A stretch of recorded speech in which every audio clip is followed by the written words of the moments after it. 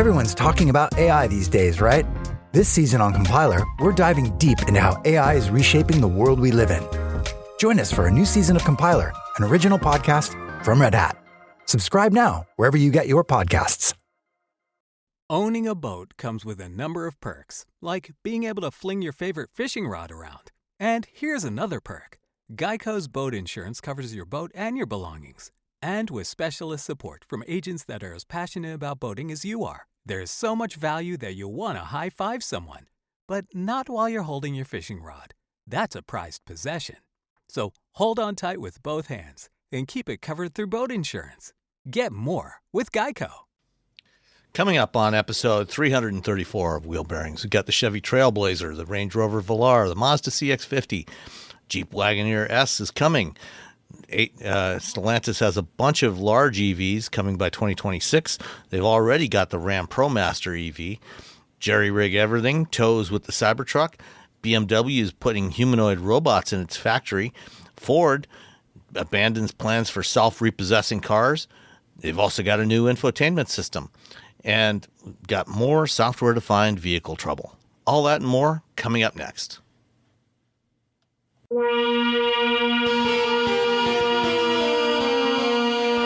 This is episode 334 of Wheel Bearings. I am Sam Abu-Al-Samad from Guidehouse Insights. I am Nicole Wakeling from The Road Reflected. And I am Roberto Baldwin from SAE International. I feel like it should be like SAE. Like it needs something more than just SAE. Yeah, it needs some accent. Say International. If you get really excited about it, it comes out like that. Yeah. Right, exactly. All right. Like the Nintendo Wii. SAE. The Wii was a great console. It was a lot of people bought that thing. It was the best thing about it was seeing the videos of people who would accidentally throw their little controllers at their giant screens because they didn't put the little safety strap thingies. Well, they didn't include those originally, I don't think, or maybe they originally have. Oh the strap? It was the rubber sleeve that you could put around. You could hold on, get a better grip on it. Hold tight. That's what they added later on. Because they were slick as hell. Yeah. As evidenced by the videos. and yet Apple learned nothing from that in designing the Apple TV remote. That's true. It is. Yeah. It is. Yeah. The most lost remote on the planet, to be honest. That thing is it's super thin and slick and just like David Copperfield is gone. TV. It looks Apple great. TV still around? Yeah, it is. Yeah. Oh, I just haven't had the Apple. It used to be like we had Apple TV a million years ago. But it was the world's tiniest controller, too. It was teeny tiny. So it's like if it went into the couch cushion, it didn't just go into the couch cushion. It then got behind the cushion, like into the innards of your couch. Like it could just like be gone. It looked great in product shots. Right? Not so great to use. No, not just so disappear. Yeah. All right. Enough of that nonsense. Yes. What have you been driving, Nicole? I've been driving the 2024 Mazda CX-50. Okay, and the very first thing I have to address is the color. Did I talk about this live last week, or was it afterwards that we mentioned I think it was afterwards. Okay, so I feel like every Mazda, if you're buying a Mazda in any color other than that beautiful, I forget what they call it, the soul red metallic. Soul crystal red metallic. Soul crystal red metallic. Crystal soul red. The really bright red. Yeah. It is the single best. It's beautiful. It's like my favorite paint color ever. This one is not that color. I didn't even realize. I looked out the window. I'm like, what is that? I'm like, oh, wait, that's a Mazda? What is that color? The color is called Zircon Sand Metallic. And Zircon Sand Metallic actually costs you an extra $450. It's brown. It's sand. Nope, and metallic. Brown. It is not. It's like this weird brownish, grayish. Maybe I was trying to be army green, but I faded color. I don't like it. I was so disappointed. I didn't realize how vested I was in Mazdas being red until one in Zircon Sand Metallic ended up in my driveway. Don't buy this. I mean, if you are, trying to use it to, be camouflaged and, glide through the woods, without being noticed. You would be stealthy and unnoticed. It would blend right in with the foliage. Yes. Yeah. Foliage. I've seen this color, and it's not a color that I would ever buy. No, it's not. It's just not. It's not a great color. And just so anyway, that was my main gripe. The color. I don't like this. Color's important. What you look at every time you walk up to it, you got to look at Zircon Sand Metallic. But Zircon. Sand. Metallic. So last year, the CX-50 was new last year, so not much has changed because it was an all new for 2023.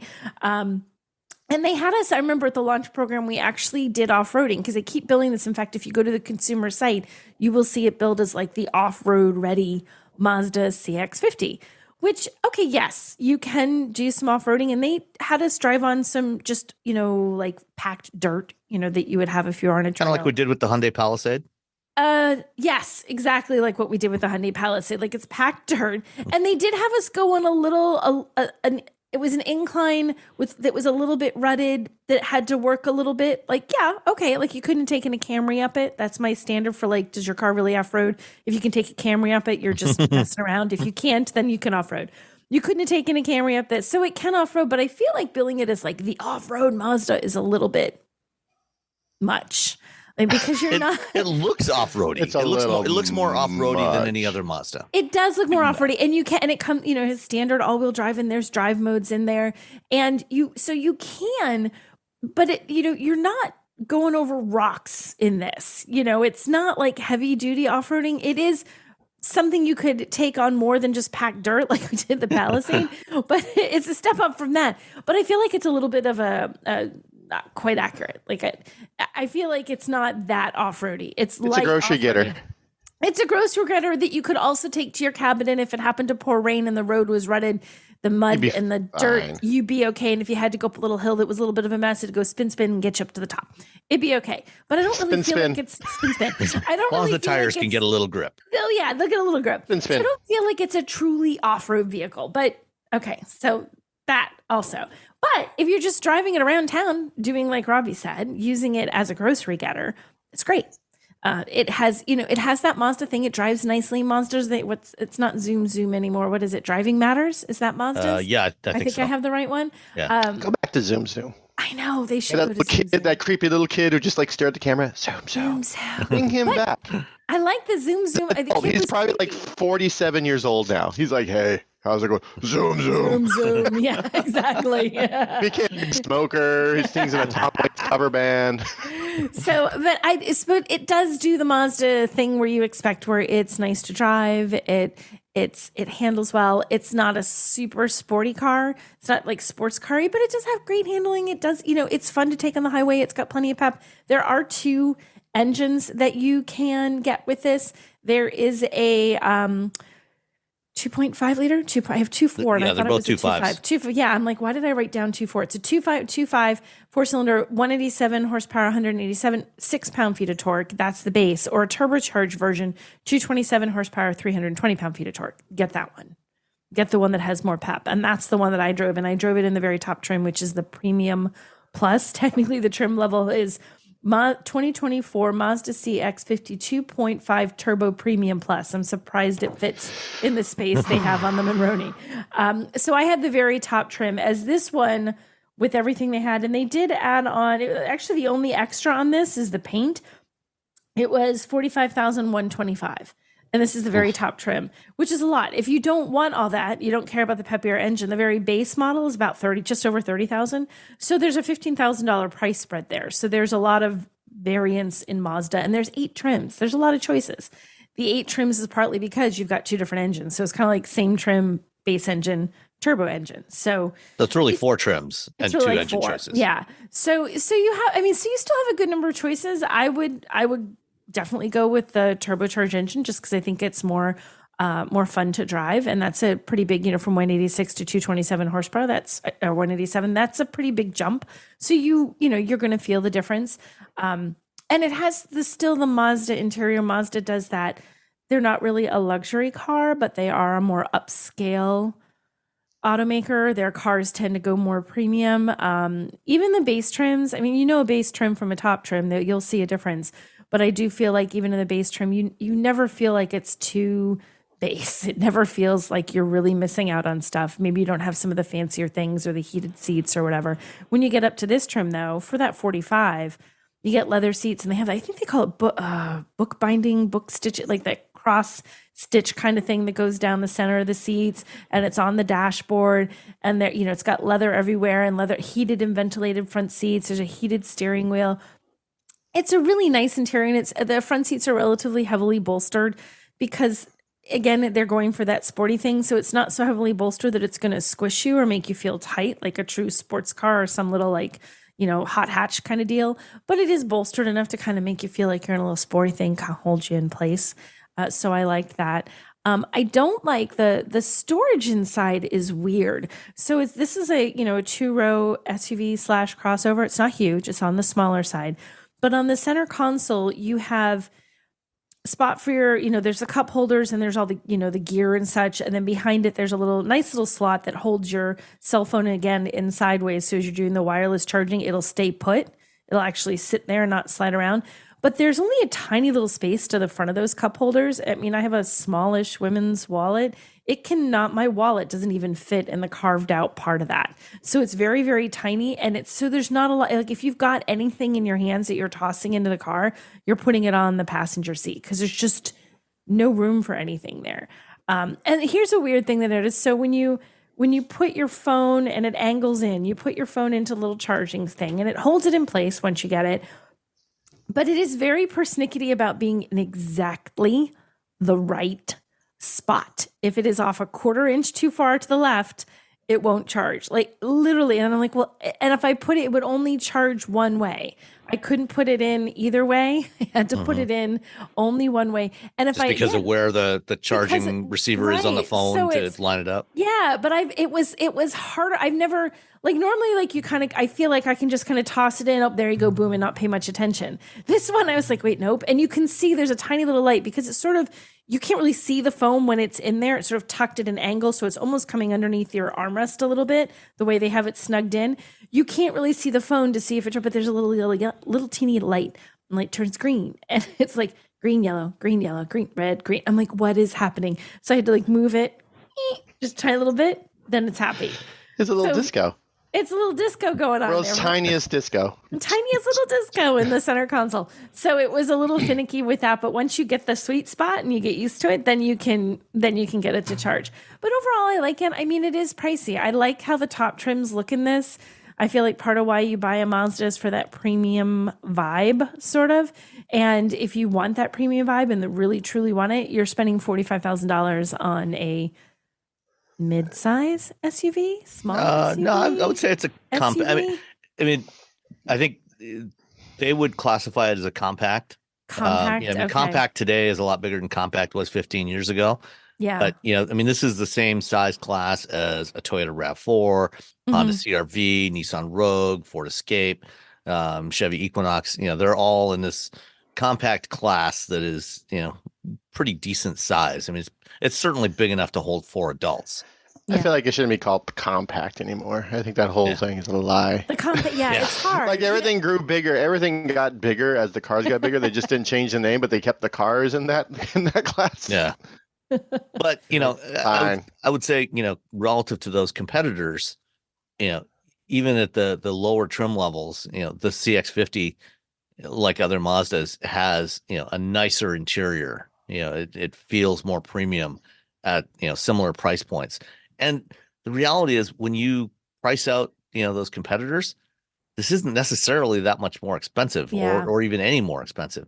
And especially like with the CX-50, I'm looking at the build and price site right now. The base 2.5S Select trim, which starts at just over $30,000, that has all-wheel drive standard. So all-wheel drive is standard on the CX-50. It's kind of like Subaru. This particular model, it's all-wheel drive across the board. So there is no front drive variant. So when you compare the pricing against the all-wheel drive versions of other makes, it's actually pretty fairly priced. Yeah, it's not bad. It's not cheap, but it's not bad. Like, it's not crazy. Yeah. Yeah. So unfortunately, everything new is not cheap. Yeah. Or at least not inexpensive. Let me rephrase that. There we go. Yeah. And to your comments on the wireless charging, hopefully, in the next year or two, we'll start to see automakers start to put in Qi 2 wireless pads. So what's Qi 2? I don't even know what this is. So what we have right now is just the original Qi standard. That's the wireless charging standard. and you put it on the pad and hope to get it lined up right so it'll actually charge. Qi 2 is based on Apple's MagSafe. So when Apple put wireless charging in their phones, they added some magnets in the charging pad and some magnetic material in the phone case itself, so that when you put it on, it automatically aligns itself with the receiver. Oh, that's cool. Okay. So you get better charging. And Qi 2 is basically taking what Apple did with MagSafe on the iPhone and made it an industry standard, and added some other upgrades, higher power, things like that. And Qi 2 based phones are just starting to come to market now, and hopefully by next year we'll start to see cars with Qi 2 pads in there, so it's got a magnet, so it actually holds it in place and keeps it aligned so that it'll actually charge. Yeah, that would make things nicer. Absolutely. I like this idea. It's okay. So we just have to wait for Qi 2 to come out. Yeah. Qi 2. So don't buy anything until it's available with Qi 2, right? Just hold off on that car for a little bit. Stop buying things. Yeah, the don't car buy and things. the phone. Hold off. Yeah. All their stuff, it's probably working right now. Just don't buy new stuff. Yeah. All right. And Robbie, what do you got? I had the Range Rover Velar. Velar, isn't it Velar? Yes, Velar. Velar. It's just so now weird. I'm gonna read it as Velar. Thanks, Robbie. Velar. The Velar. Oh! Update on the Zoom kid. He's in his mid-30s. He's a lawyer now. Oh, okay. You actually Googled him? Yeah. Does he look like a burly lumberjack? No, probably not. If he's it just looks like it looks like he has a nice family, he has a wife and a kid. Oh, good kid. Good. I hope everything worked out for a Zoom kid. It looks like it did. I hope. I don't know. Life with Mazda was good for him then. Yeah, life with Mazda was good for him. Well, I mean, if you're a kid and you're an actor, you're going to go back to school and everyone's going to keep saying Zoom to you for the rest of your school career. Just sneak it up behind you, whispering in your ear, Zoom. You're like, this was not worth the $5,000 or whatever I got. I know, right? Don't you hope I hope you made a really good payday for being Zoom kid. I think you get residuals. So every time there's a commercial, well, yeah. Yeah, so for a few years, I think it probably helped pay for college and, all the candy bars he could eat. So maybe he owns a Range Rover Velar. So I had the Range Rover Velar Dynamic SE. This is the sort of not quite top of the line, sort of close to it, like second in line. It has a 3-liter turbocharged 6-cylinder mild hybrid system. It has 395 pounds of torque, 395 horsepower. Sorry, ignore that first number. 405 pounds of torque.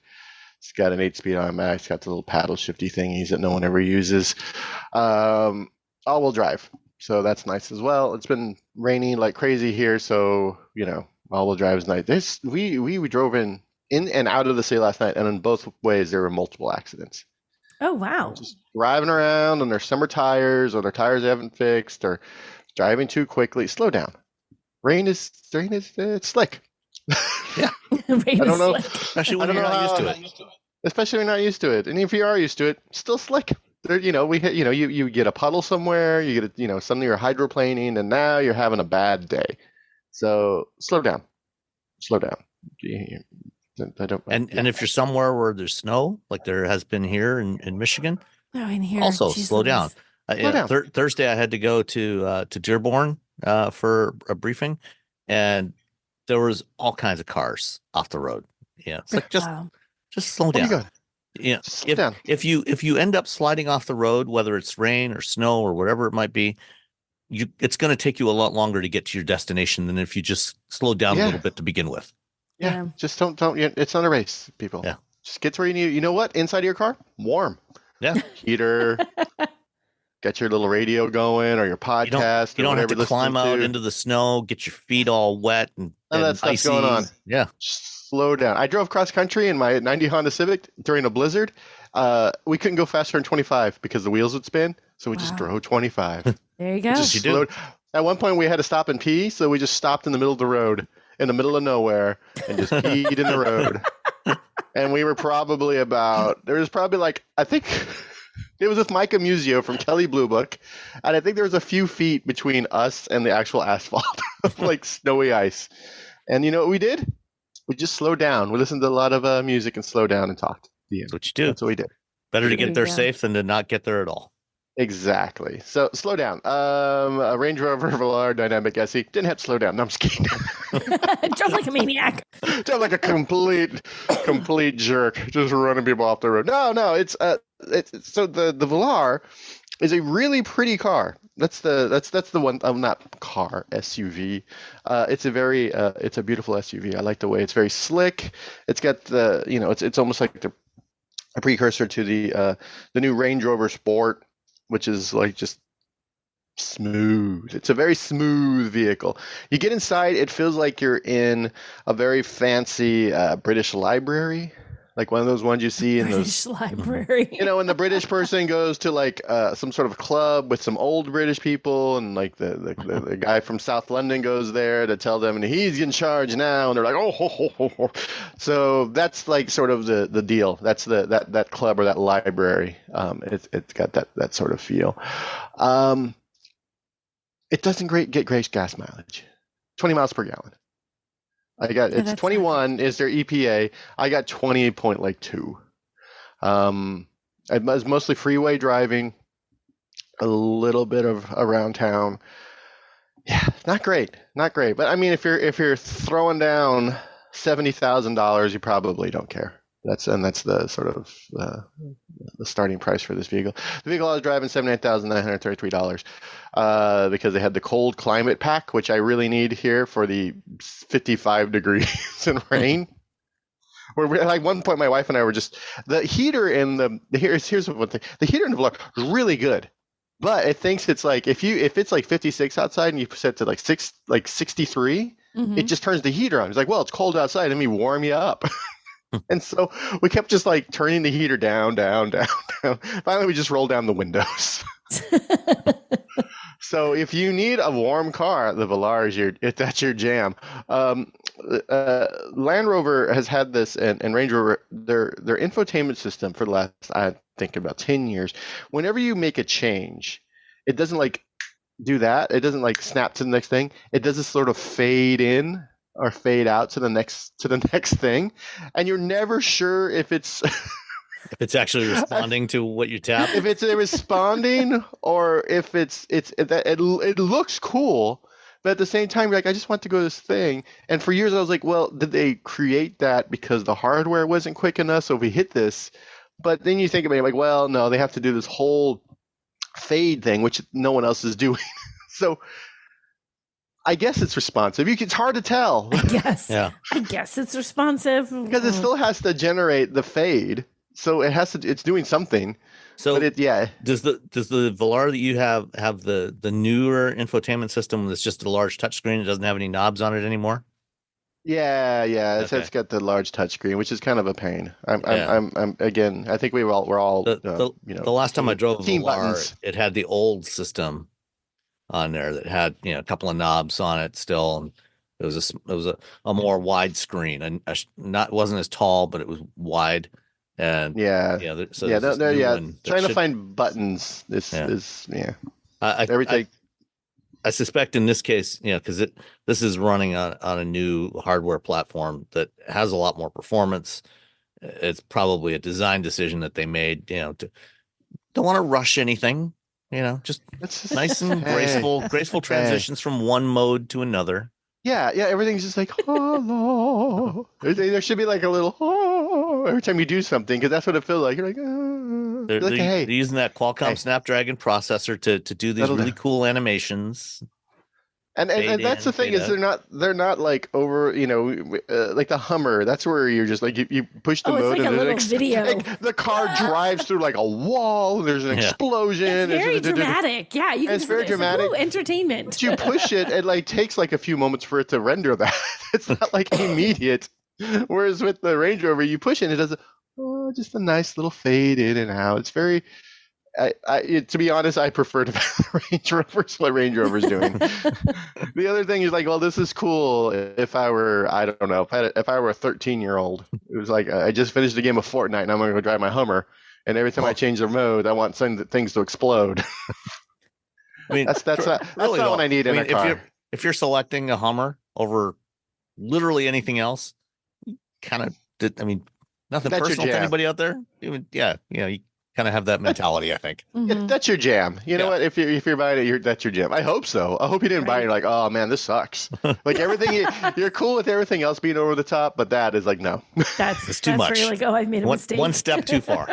Yeah, the Velar is the opposite. It's the anti Hummer. It's not over the top. It's very almost sort of subdued, just kind of a chill. It's very comfortable. We drove it around. It drives fine. It drives nice. It's it's got the adequate luxury feel. It's different from what you're going to get from if you're looking for something that is not a BMW, it's not a Mercedes, it's not a Lincoln, it's not, you want to be a little bit different, then you have the Range Rover Velar. It's sort of in a weird spot. It's like the QX60, where it's not quite the biggest one, not quite the smallest one. It's Goldilocks. It's a Goldilocks vehicle. Yeah, I see them around, so I know they're selling them. But it's like, I want a Range Rover, I want a Land Rover, but I'm not crazy. I don't want a Defender. Don't look at me. I want to be cool, but I also want to be. I also just like, hey, I'm the Zoom kid. I had enough. The Zoom kid. I made my residuals on the commercials. Now I want to, spend some of it on a nice SUV to haul my kid around. When you notice it, you're like, oh, this is really nice. But when you don't, you're like, oh, thank God. Please don't bother me. No, I dug the Velar. Speaking of don't bother me, I've got the build and price site up right now. There's 9 color options for the Velar. Mm-hmm. 3 of them are grays. Let's see, there's Arios gray, Carpathian gray, Zadar gray. There's also the Hakuba silver. So that's 4 in grays and silvers. Then there's Fuji white and Ostuni pearl white. So that's 8. There's 8 colors, not 9. So that's 7 right there. There's a black, Santorini black. And then the only one that is nominally non-monochromatic is the Veracene blue. That's what I had. If you look at it, I mean, at least the pictures, I don't know how it looks in real life, but the pictures look more gray than blue. It does look more. I don't even see a hint of blue in this. It is pretty blue. It's pretty gray. It's like it's gray, and then they showed it a blue crayon, and they're like, "Ooh, Veracene blue." Like there's a crayon hidden somewhere in the car. Somewhere in the vehicle is a crayon. 4 grays, a silver, 2 whites, and a black. Yeah, it is very much the like, hey, chill out, man. I would like to see a Velar in Soul Crystal red. Right? Oh, that'd be amazing. That would be beautiful. One thing I did, you know what was weird is that when you close, you know how you have the automatic rear door tailgate, and there's 2 buttons. There's one button that just closes it, and there's one button that closes it and locks it. It doesn't have the lock button. So I have to does it just automatically close every time or lock every time? I mean, no, you just close it and then you have to lock it with the key. So that's kind of okay. Come on, get together.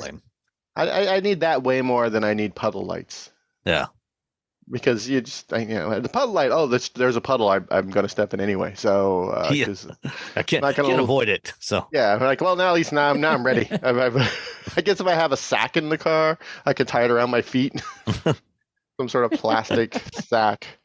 Range Rover Velar. Again, it's I like the center console because it's just like once you close that little where you put your phone, it's just a nice like piece of wood that goes from I don't know. It's a very calming vehicle. It's like hey. It's like a. Don't get excited. It's an emotional. We're gonna get you wherever you need to go in due time. It's an emotional comfort animal of a vehicle. There you go. It's just kind of like, hey, settle down. Yeah. I got you. Hey, you had a hard day at work? It's okay. It's okay. Just get inside. Come on. We got you covered. You need to be warm? Because we'll make you warm. I'm the Velar. Okay, Range Rover Velar. You want to be chill. You don't want to be crazy like you would, I guess, in a X5M or whatever. The Velar. How much was it? It was. I'm sorry. Let me look. With all the. It was crazy. All the stuff. $79,933. So $80,000, which includes the $1,100 cold climate pack. The $2,600 21-inch wheels. Don't get the big wheels. Heads up display was $1,000. The color, if you can call it that, $950, and then some other stuff. Roof, exterior, blah, bunch of veneer, emergency pack. I don't know. I guess if you ever have an emergency. It starts at 70, but you can, like all luxury vehicles, you can kick it up pretty quickly to another 10,000. So 79,000. Okay. Smartphones have gotten way more expensive over the past decade, and all it takes is one impact on a hard floor to make you wish you had spent a few bucks to put a case on it. Going online without ExpressVPN is like not having a case for your phone, and it only costs a few dollars a month. Nicole, Robbie, and I travel a lot for our work, and we spend a lot of time in hotels, coffee shops, airplanes, and of course the Delta Sky Club. Connecting to the Wi-Fi in any public places with shared Wi-Fi puts your data at risk because bad actors could be intercepting what you send and using it to steal from you. It only takes some cheap hardware to intercept Wi-Fi data, and even a smart preteen can do it. Hackers can make up to $1,000 per victim selling personal information on the dark web. ExpressVPN stops the bad guys by creating a secure, encrypted tunnel between your device and the internet. ExpressVPN uses state-of-the-art encryption that would take a supercomputer up to 1 billion years to crack. I have ExpressVPN on all my devices, including a MacBook Pro, Windows laptops and desktops, and Android and iOS phones and laptops, or tablets. When I want to be secure, I just launch the app, click once to connect, and my data is secure. As I said, I travel a lot for my work, and I have to connect to countless public Wi-Fi networks in many countries. I have ExpressVPN on all my connected devices so that whoever else is on the same network can't see any of my data. That's important because I often have to check banks, credit card accounts, and transmit client data that might be sensitive, as well as filing articles on news that might be under embargo. ExpressVPN protects all of it, and I've been paying for my own account for years. Secure your online data today by visiting expressvpn.com/wheelbearings. That's expressvpn.com/wheelbearings, and you can get an extra 4 months for free. expressvpn.com/wheelbearings. Everyone's talking about AI these days, right? This season on Compiler, we're diving deep into how AI is reshaping the world we live in. Join us for a new season of Compiler, an original podcast from Red Hat. Subscribe now wherever you get your podcasts. Check engine light on? Take the guesswork out of your check engine light with O'Reilly Veriscan. It's free. Ask for O'Reilly Veriscan today. O'Reilly Auto Parts. Did you know you can support Wheel Bearings directly? Head to patreon.com/wheelbearingsmedia and you can become a patron today. Your contributions will help fund the platforms and tools we use to bring the podcast to you. And exclusives and improvements are already on the way thanks to your generosity. So if you want to be part of an automotive podcast like no other, head to patreon.com/wheelbearingsmedia. We've updated the Wheel Bearings merch store, and now there's a whole bunch of new choices, new colors, new styles, t-shirts, sweatshirts, hoodies, hats, mugs, travel mugs, stickers, aprons, tote bags, you name it. You can get your Wheel Bearings merch at shop.wheelbearings.media. Go check it out. That's shop.wheelbearings.media. Okay. Well, I also had a little crossover SUV-ish thing that is designed to look more rugged and capable than it actually really is. And that is the Chevrolet Trailblazer, 2024 Chevrolet Trailblazer. So, Chevy's got two of these small crossovers now, the Trax and the Trailblazer. And actually, when they redesigned the Trax last year, it went from being smaller than the Trailblazer to actually being longer than the Trailblazer, although the Trailblazer is taller and I think ever so slightly wider. The Trax is only available in front-wheel drive. The Trailblazer can be had in front-wheel drive or all-wheel drive. I had the all-wheel drive active trim. So there's LS, LT, active, and RS. The RS is the sporty. The active is... They left the E off the end of active. Like they put every letter. If they had put the E on there, they wouldn't be able to trademark it. So by creating a new variation of the word, they can get a trademark on active. But they didn't need the I. It's active without the. Maybe they did. Maybe somebody's already trademarked just active. That could be. Are you sure it's active and not Act 4? That is a possibility. Although you can get the Act 4 in front wheel drive, so it doesn't make as much sense. But for the powertrains, same engines that you can get in the Trax. So it's the two variations of the little 3-cylinder, a 1.2 liter turbo or a 1.3 liter turbo. The active comes with the 1.3 liter. If you get a front wheel drive Trailblazer, you can get either engine. Either engine comes with a CVT. If you get all wheel drive, then you get a 9-speed automatic, which is a much better choice. Although the CVT is not bad in the Trax. I haven't driven the Trailblazer with it, but I mean it's basically the same vehicle. The CVT is not bad in there, but if you really don't like CVTs, then get the all-wheel drive, and then you get a 9-speed automatic. The front-wheel drive Trailblazer LS starts at $24,395, which is actually pretty reasonable. That's not a bad price at all. So you get a vehicle that's got adequate seating for, adequate room for 4 adults. The back seat is big enough, and because it's a little bit taller than the Trax, you can actually, I set, I'm like 5'10", 5'11", depending on what time of day it is. I set the seat for my height. I get in the back seat. I've got plenty of leg and knee room. I've got several inches of gap to the front seat, and lots of headroom. So 2 adults in the back seat, not a problem at all. Unlike, say, at least the first generation Hyundai Kona, which was very tight in the back seat. So you can have 4 adults in here, not a problem at all. I like the design of the Trailblazer. It's got that kind of little mini SUV, kind of rugged look to it, especially the active. But even the other trims, it's got a nice purposeful proportion to it. And I was something else earlier this week that we'll talk about next week. But talking with, or listening to a Chevy designer talking about how they design their vehicles, Chevrolet's got kind of this, what they consider the spectrum of design across Chevrolet vehicles, from velocity to strength. And one of the things you'll notice if you look at Chevy vehicles, depending on kind of what market segment they're targeted at, the stuff that is at the velocity end of that spectrum, like the cars, the Corvette, Camaro, even Malibu, and also the Trax and the Equinox EV, they all have round wheel arches, and they tend to have a sleeker front end.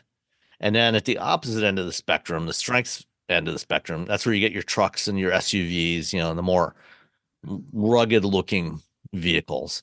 And they have, more upright front fascias, and the wheel arches are more squared off, kind of like, if you not to the extreme anymore that they were back in the 70s. If you look at Chevy CK pickups from the 1970s, they had very square wheel arches. And so you still have some of that in there. It's not completely round like it is on the velocity end of the spectrum.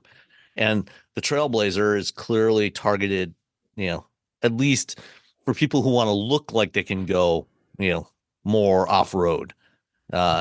This is clearly not really like the CX-50. It's more of a off-road visual, an off-road aesthetic than truly off-road capability.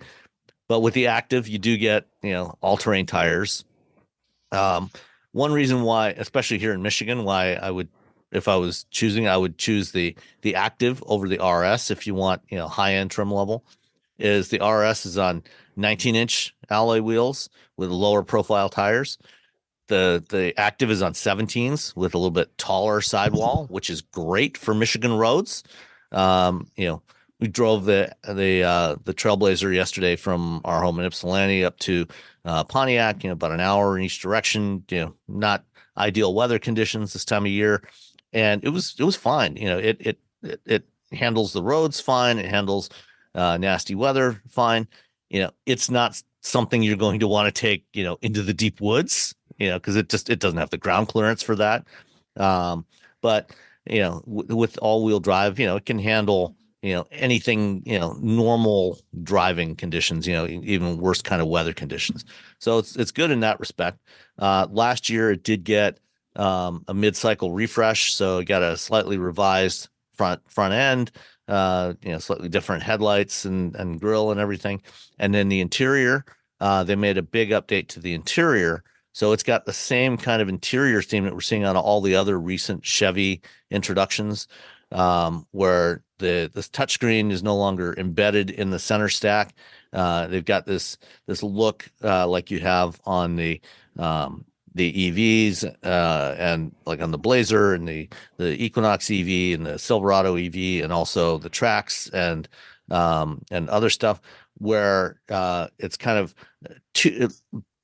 slightly overlapping screens. So you have an 11-inch digital instrument cluster directly in front of the driver, and then slightly behind that and overlapped slightly an 11-inch center touchscreen, which is tilted slightly towards the driver. It's an attractive look. It's functional. It works well.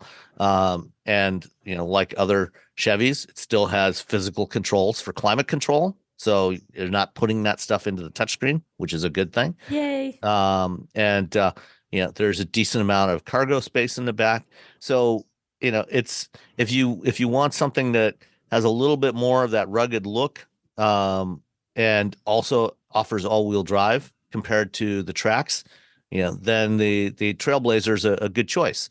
The 1.3 liter turbo, let me find that tab here again. The 1.3 liter turbo is 155 horsepower, and 174 foot-pounds of torque, which is, for a vehicle this size, is actually really good. It's got more than enough performance, for any type of driving you're going to do. Even the 1.2 liter, 137 horsepower, 162 foot-pounds of torque.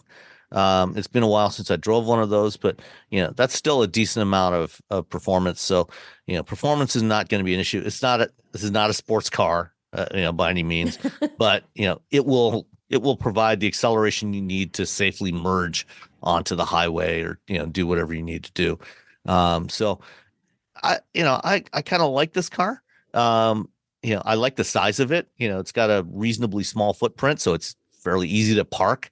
If you live in the city, so it's a good size for urban driving. So if you've got a combination of urban driving and nasty potholes, then this is a good combination to have. As I said, the base model starts around a little over 24 grand. The one that I have, the Active, which was loaded up with lots of options, so it was all-wheel drive. Grand total of $34,670, which is a bit on the pricey side. And there's some options in here that you could certainly forego. $1,500 dual pane panoramic sunroof. That's something you could probably go without.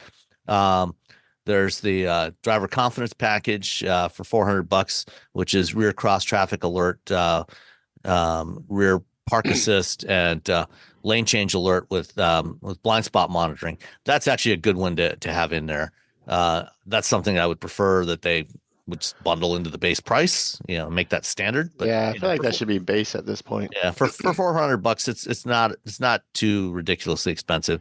$1,000 for the package with adaptive cruise control and the Bose premium sound system. $600 for the winter summer floor mat package. What? That's a little How much on the was high side. $600, $595. Oh my God. Those sensors that keep you from ramming into things, $400. Yeah. but little carpets, $600. $600. Well, they are nice rubber floor mats. Little rugs, little rubber rugs that you get from WeatherTech for a lot less. Yeah, so you might want to shop elsewhere for your floor mats, but and then $1,200 for the convenience package, hands-free liftgate.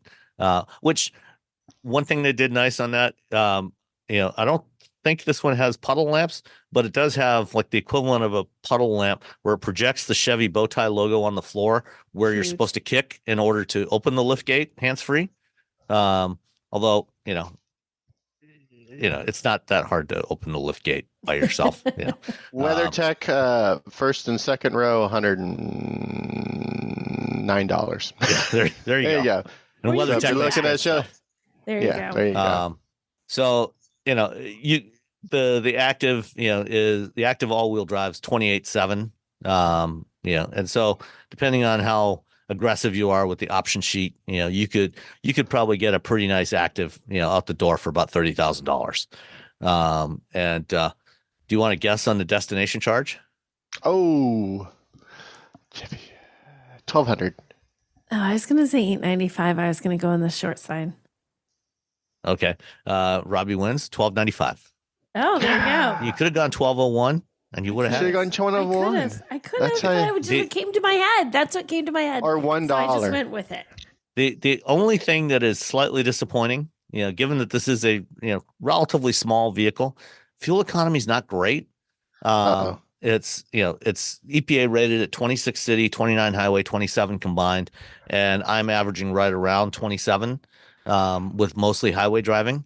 Now, granted, it's also very cold, and there's been a fair amount of it has been, snow and slush and everything, which does degrade from it. So I could probably, in better weather conditions, I could probably get closer to that 29 all around. So for this size of vehicle, with a relatively small engine, it's not spectacular fuel economy. My wife's 7-year-old Honda Civic is still getting about 34 miles per gallon.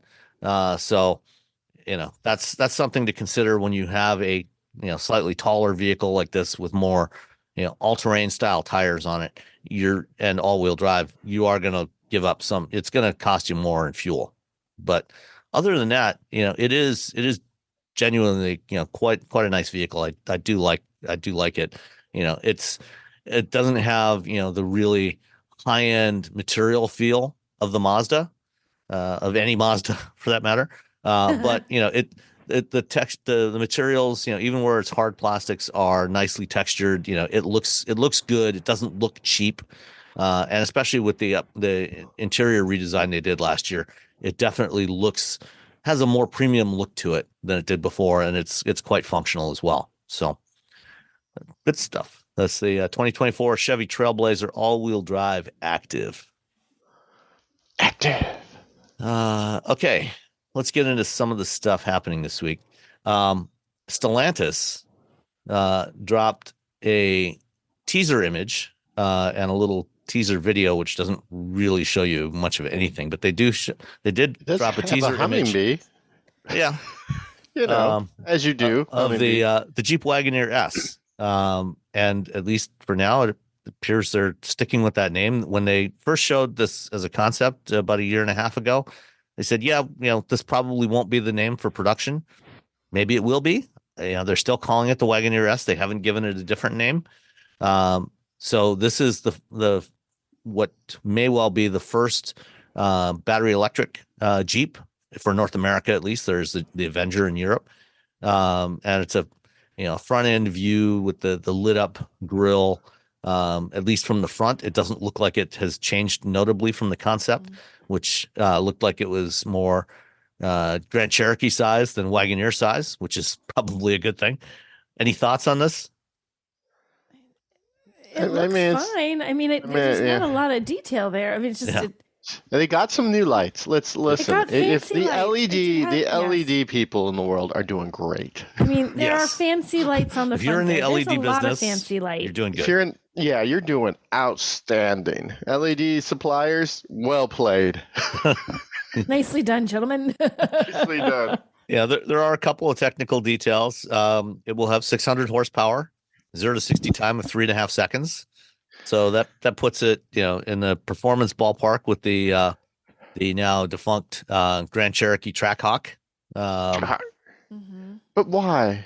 I know we don't need fast giant and this is going to be the first or quick. We don't need quick giant SUVs. Just settle down, everybody. Haven't they? Am I wrong? Have they announced the Wrangler officially as an electric? I thought they did. In the UAW contract agreement, they had they listed a bunch of factories and products that they're going to be getting over the course of the contract, and the Wrangler BEV is scheduled for 2026 in Toledo. Oh, so it's a ways away. Yeah, but they do. Okay. They also have the Jeep Recon. 2026. That's coming. What's the Recon? The Recon is that other concept that they showed. So it's kind of Wrangler sized, but that's what I'm thinking of. You just nailed. That's exactly what I'm thinking of. I'm like, what did I think? Okay. It's a 4-door Wrangler sized vehicle, still going to have removable doors, but shifts more in the direction of Bronco, so it's like a baby Bronco. That's totally what I was thinking of, Sam, not the Wrangler. You're right. I'm like, there was another one. Okay. Is that one coming? That's after this as well, though? It's not clear what the timing sequence is. Okay. They should both be coming out sometime this year. Pretty close. Yeah. Okay. So both this year. So the Wagoneer S comes out in the fall. It'll be one of the first vehicles on the new STLA Large platform, which we'll get more into in a minute, but 600 horsepower from dual motor setup and 3.5 seconds 0 to 60, which is a lot. Why? Slow down. No, stop it. Everyone stop it. Just stop it. We're not. Robbie has had enough, people. Stop. I've had enough. I've had quite enough of you and their giant machines that go incredibly too fast for being a giant machine. It's an SUV. It doesn't know to go 3.5 seconds. Just tossing children around in the back seat like a crazy person. Look what I can do. That's what you're doing with your Jeep Wagoneer S insanity. Sorry, carry on. No, you're absolutely right. I agree with you 110%. We have the industry has conclusively proven that yes, EVs can be faster than internal combustion vehicles. Mm-hmm. They can certainly accelerate faster. Okay, you made your point. Let's move on and have something more reasonable. Yeah, we don't need these vehicles that go this stupidly fast, because the reality is humans cannot handle this kind of speed. It's not. Yeah, your average person should not be going 0 to 60 in 3.5 seconds in anything, to be honest. Correct. Yeah, true. And I'm certainly sorry. Not on public roads. Certainly not on public roads. And I'm sorry, but before I started doing this job, there was no reason for me to ever do that fast, because I just didn't have the chops behind the wheel. I was a pretty good driver, but as soon as I started doing this job, I'm like, oh, wait. Well, realistically, when is there ever an opportunity to really take advantage, truly, honest to goodnessly, take advantage of all of that power? You're on a highway and you floor it, you get that for 2 seconds. It's 3 seconds. You're behind someone. Right? I did it. It's not, you have to be on a track somewhere, and who's doing that? Like us, you know what I mean? In a Wagoneer. Wagoneer, yeah. That level of power, actually, or at least the torque that's associated with it, could be useful if you are towing a heavy load. That's true. But then you're that's towing also problematic. That's also problematic with an EV, which we'll also get to in a few minutes. But yeah, I mean, you don't need this kind of performance, no matter what Elon Musk tells you. You should. Yeah, that's where it started. Manufacturers should not be selling this kind of performance to consumers. It's just irresponsible. Yeah, it's going to get bad at some point, especially in cities when people are trying to go from green light to green light. But interestingly, they are retaining the 4xe branding. So, in the, like 2.5 paragraphs that they have here about it, I said, offered exclusively as a BEV, the battery electric vehicle, the Wagoneer S offers standard 4xe capability.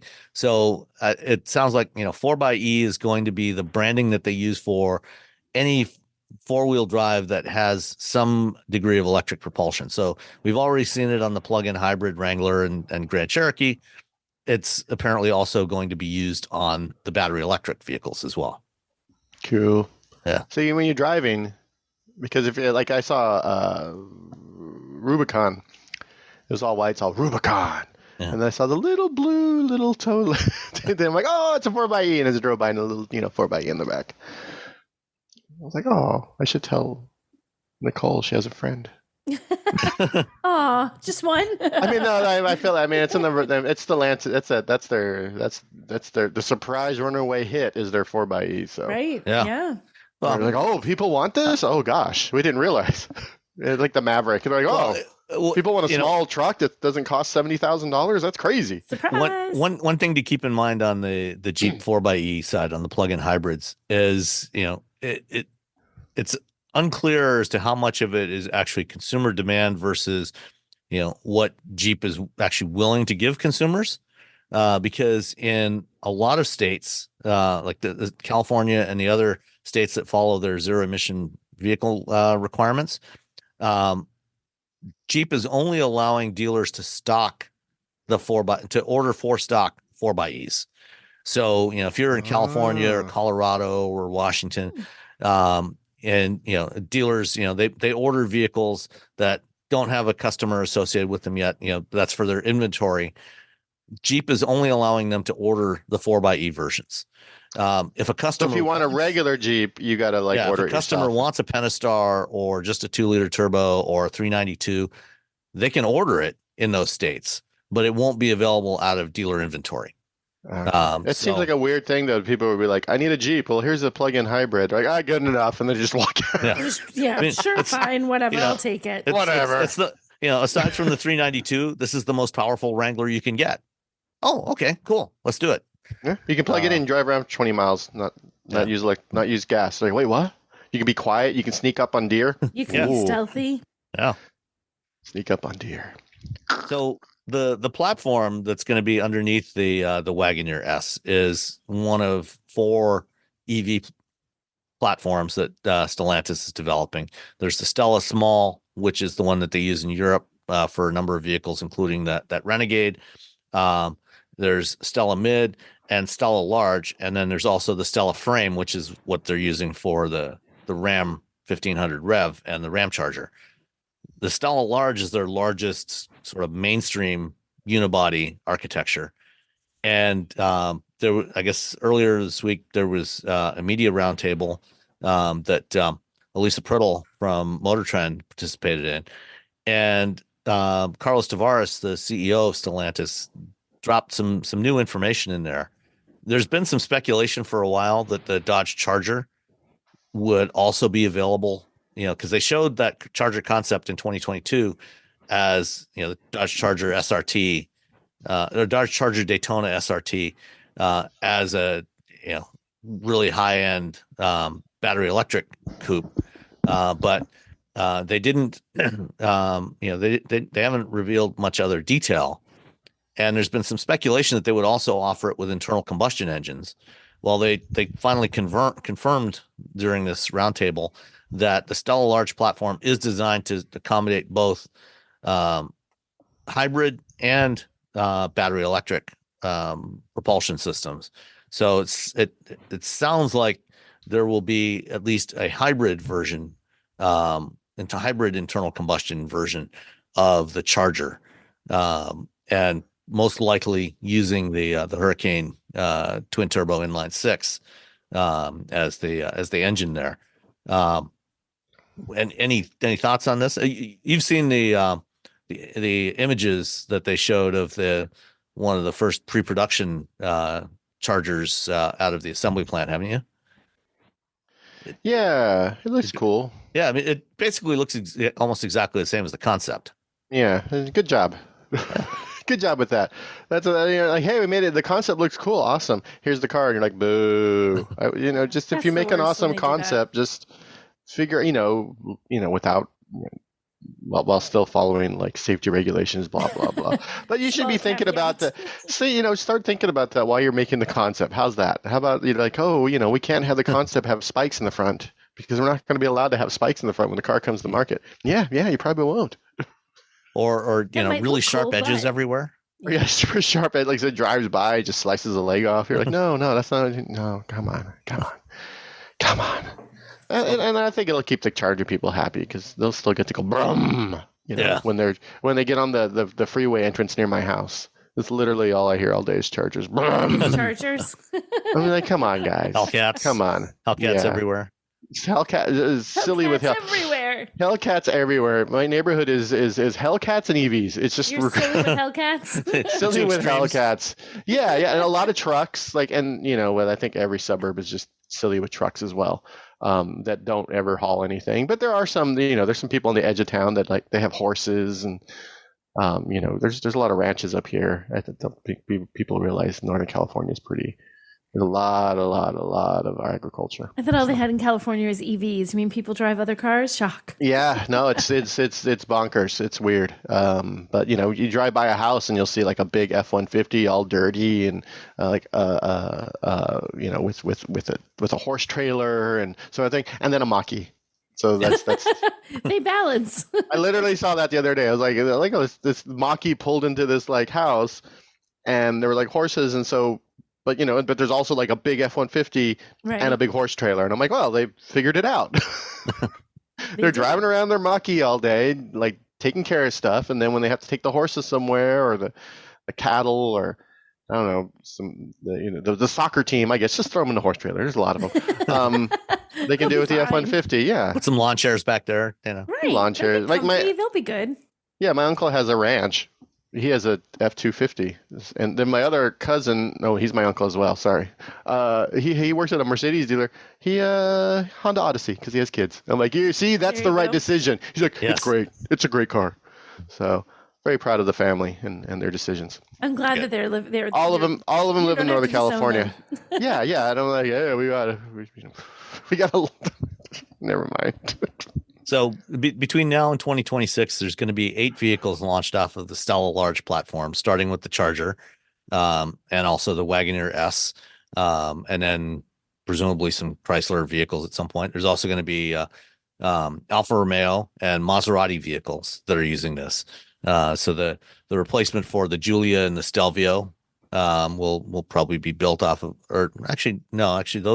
those will probably be off the Stella Mid. There's a larger Alfa Romeo SUV coming that'll probably be off this platform, it's also they're going to have versions with both 400 and 800 volt electrical systems. The 400 volts is going to launch first, that followed by the 800 volt, and that'll be like the replacement for the Hellcat. With the big motors, up to it can accommodate battery packs up to 118 kilowatt hours, 500 miles of range. So it's should be some good stuff coming. Minivan Pacifica, EV Pacifica. Yeah, 800 volt EV Pacifica. Yeah, that's the jam. That's the jam right there. 600 horsepower, 0 to 60 in 3.5 seconds. I don't need that much. Because they're saying it's going to be 400 volts first. My dogs are going to be all flopped and about in the back of this minivan. Now I don't need that much power. I just need to get from here to here with my dog. Like especially if you're hauling things. Like the last thing you want is like this insane 0 to 60 time. It's like, everything just fell over. Yeah, exactly. That's a mess in the trunk now. Your Daft Punk helmets just got crushed by exactly. By fire. I can't tell you how many Pacifica minivans. Well, they are what are they called? The Voyager. That's the the Voyager's the base version, the rental only version. I think the rental only version. Yeah, they're filled with like random gear, and I'm like, don't go fast, don't go fast, don't go fast, slow down. Nerds! Today's episode is sponsored by NerdWallet's Smart Money Podcast. Making financial decisions shouldn't feel like filling out basketball brackets. Too many choices, too much noise, and no one wants a busted budget. NerdWallet's Smart Money Podcast cuts through the clutter. Their finance journalists break down real-world money decisions with clear, research-backed insights. From investing to home buying to credit cards, the nerds help you navigate major financial decisions with confidence. Make smarter financial plays today. No luck required. Follow NerdWallet's Smart Money Podcast wherever you listen. Have you ever killed a houseplant before? Don't worry, you are not alone. But what if I told you you're not destined to be a plant killer? What if I told you you could not only fill your home with gorgeous, luscious, happy, thriving plants, but live a happier life through caring for them? Hey, new plant friend, my name is Maria. I am a former plant killer turned happy plant lady and host of the Growing Joy with Plants podcast, where it is my life's mission to help you grow happy plants and thrive alongside them. Because when you learn to care for plants, you really learn to slow down, connect with nature, and nurture yourself too. Each week, I share expert tips, inspiring conversations, and soulful planty wisdom to help you grow a greener, happier life. So if you're ready to turn your plant struggles into plant joy and get the green thumb you've always dreamed of, search Growing Joy with Plants wherever you listen to podcasts and hit subscribe. That's Growing Joy with Plants podcast. Let's grow some joy together.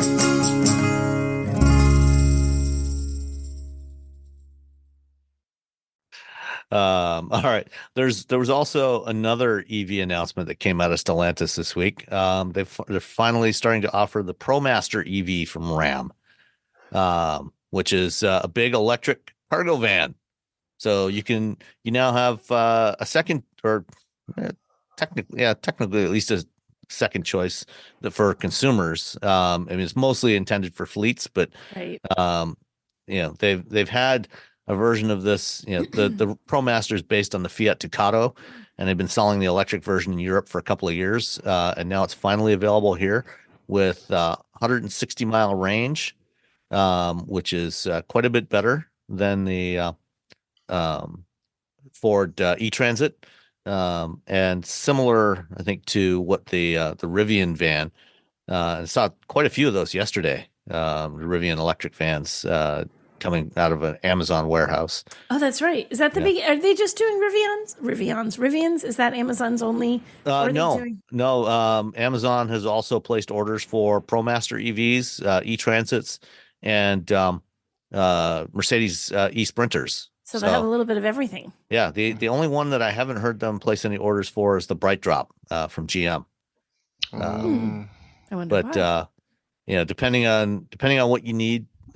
For fleets, they're offering the ProMaster EV with either 50 kilowatt, 85 kilowatt, 125 kilowatt, or 150 kilowatt charging, depending on the needs of your fleet, and 11 kilowatt AC charging.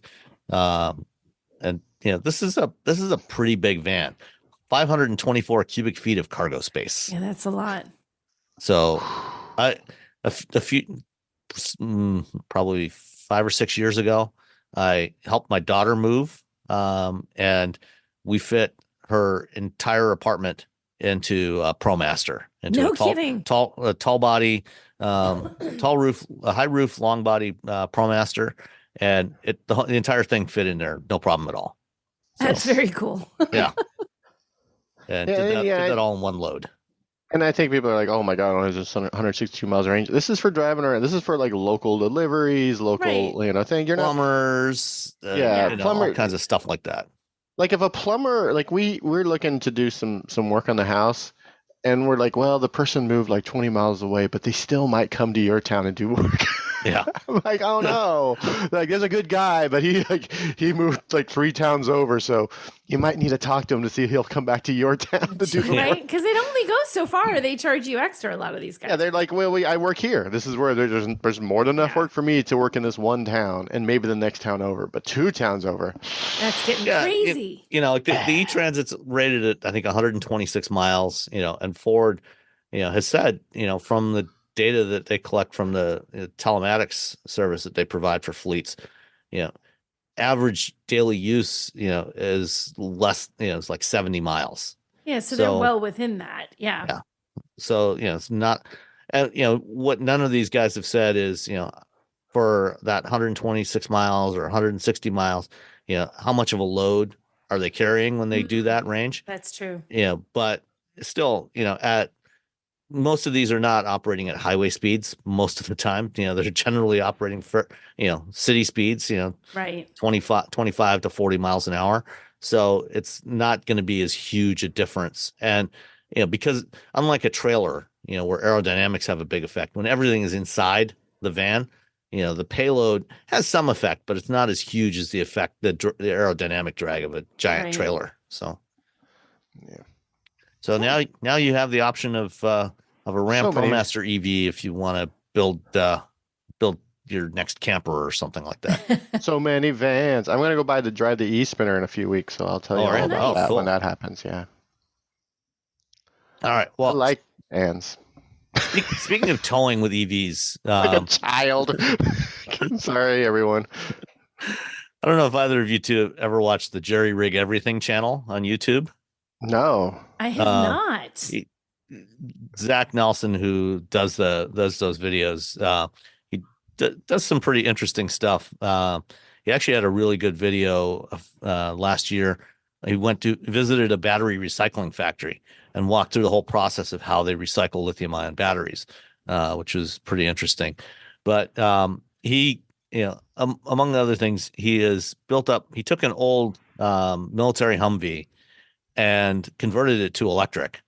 Oh, wow. And it's got about 100 miles of range. This thing's enormous. I mean, what the classic military Humvees are like. Yeah. Well, he's been doing some towing tests using that as the ballast, putting that thing on a trailer and using it to tow with electric trucks. He's previously done this. He has a Rivian R1T. He's done this towing test with an F-150 Lightning.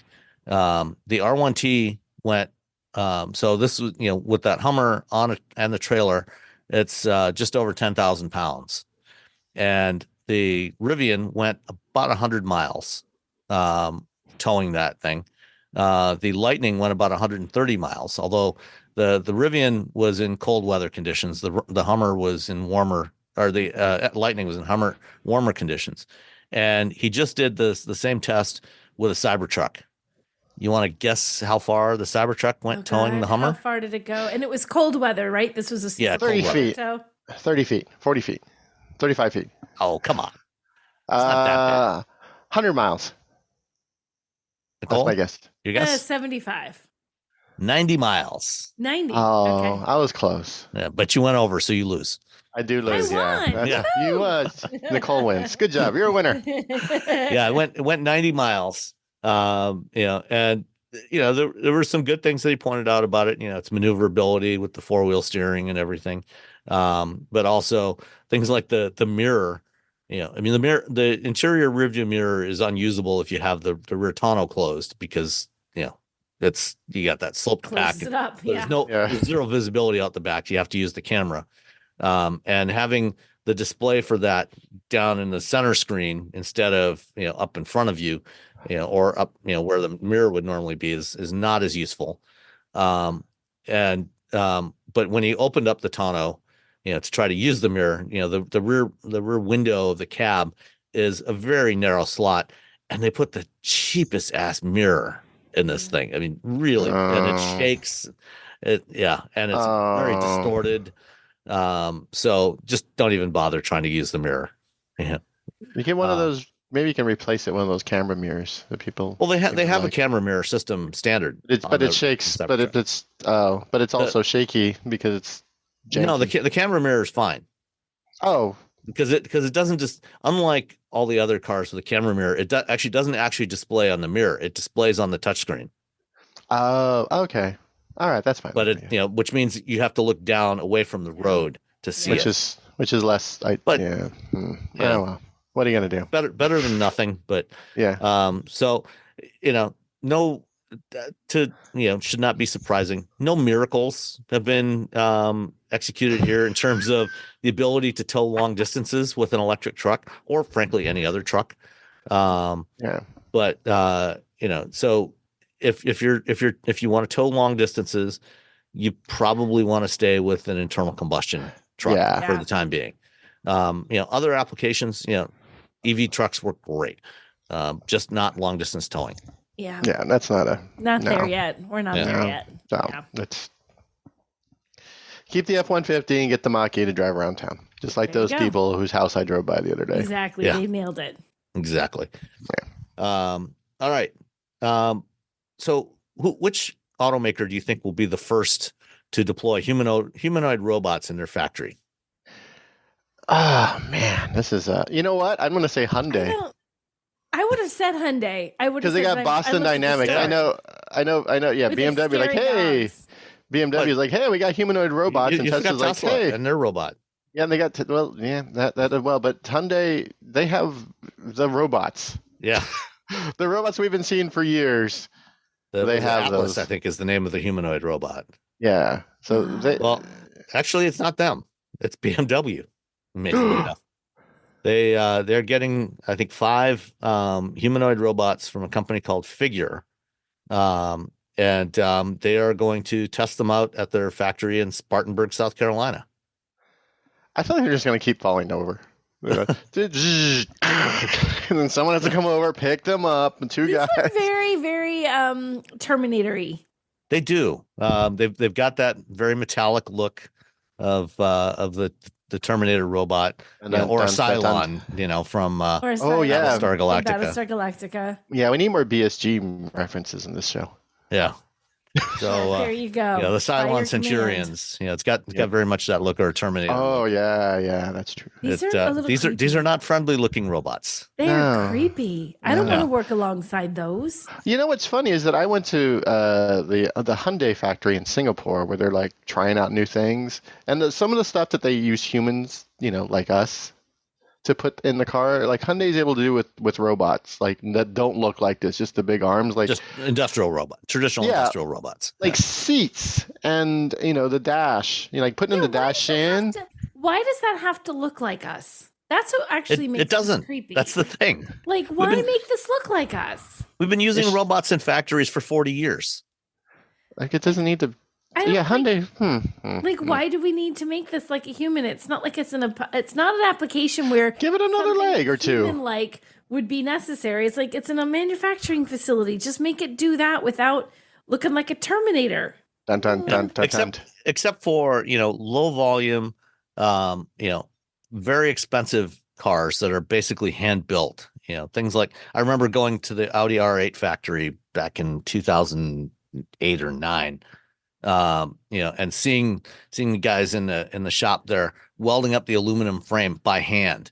They put the parts in the jig and they weld it, beautiful, amazing welds in there.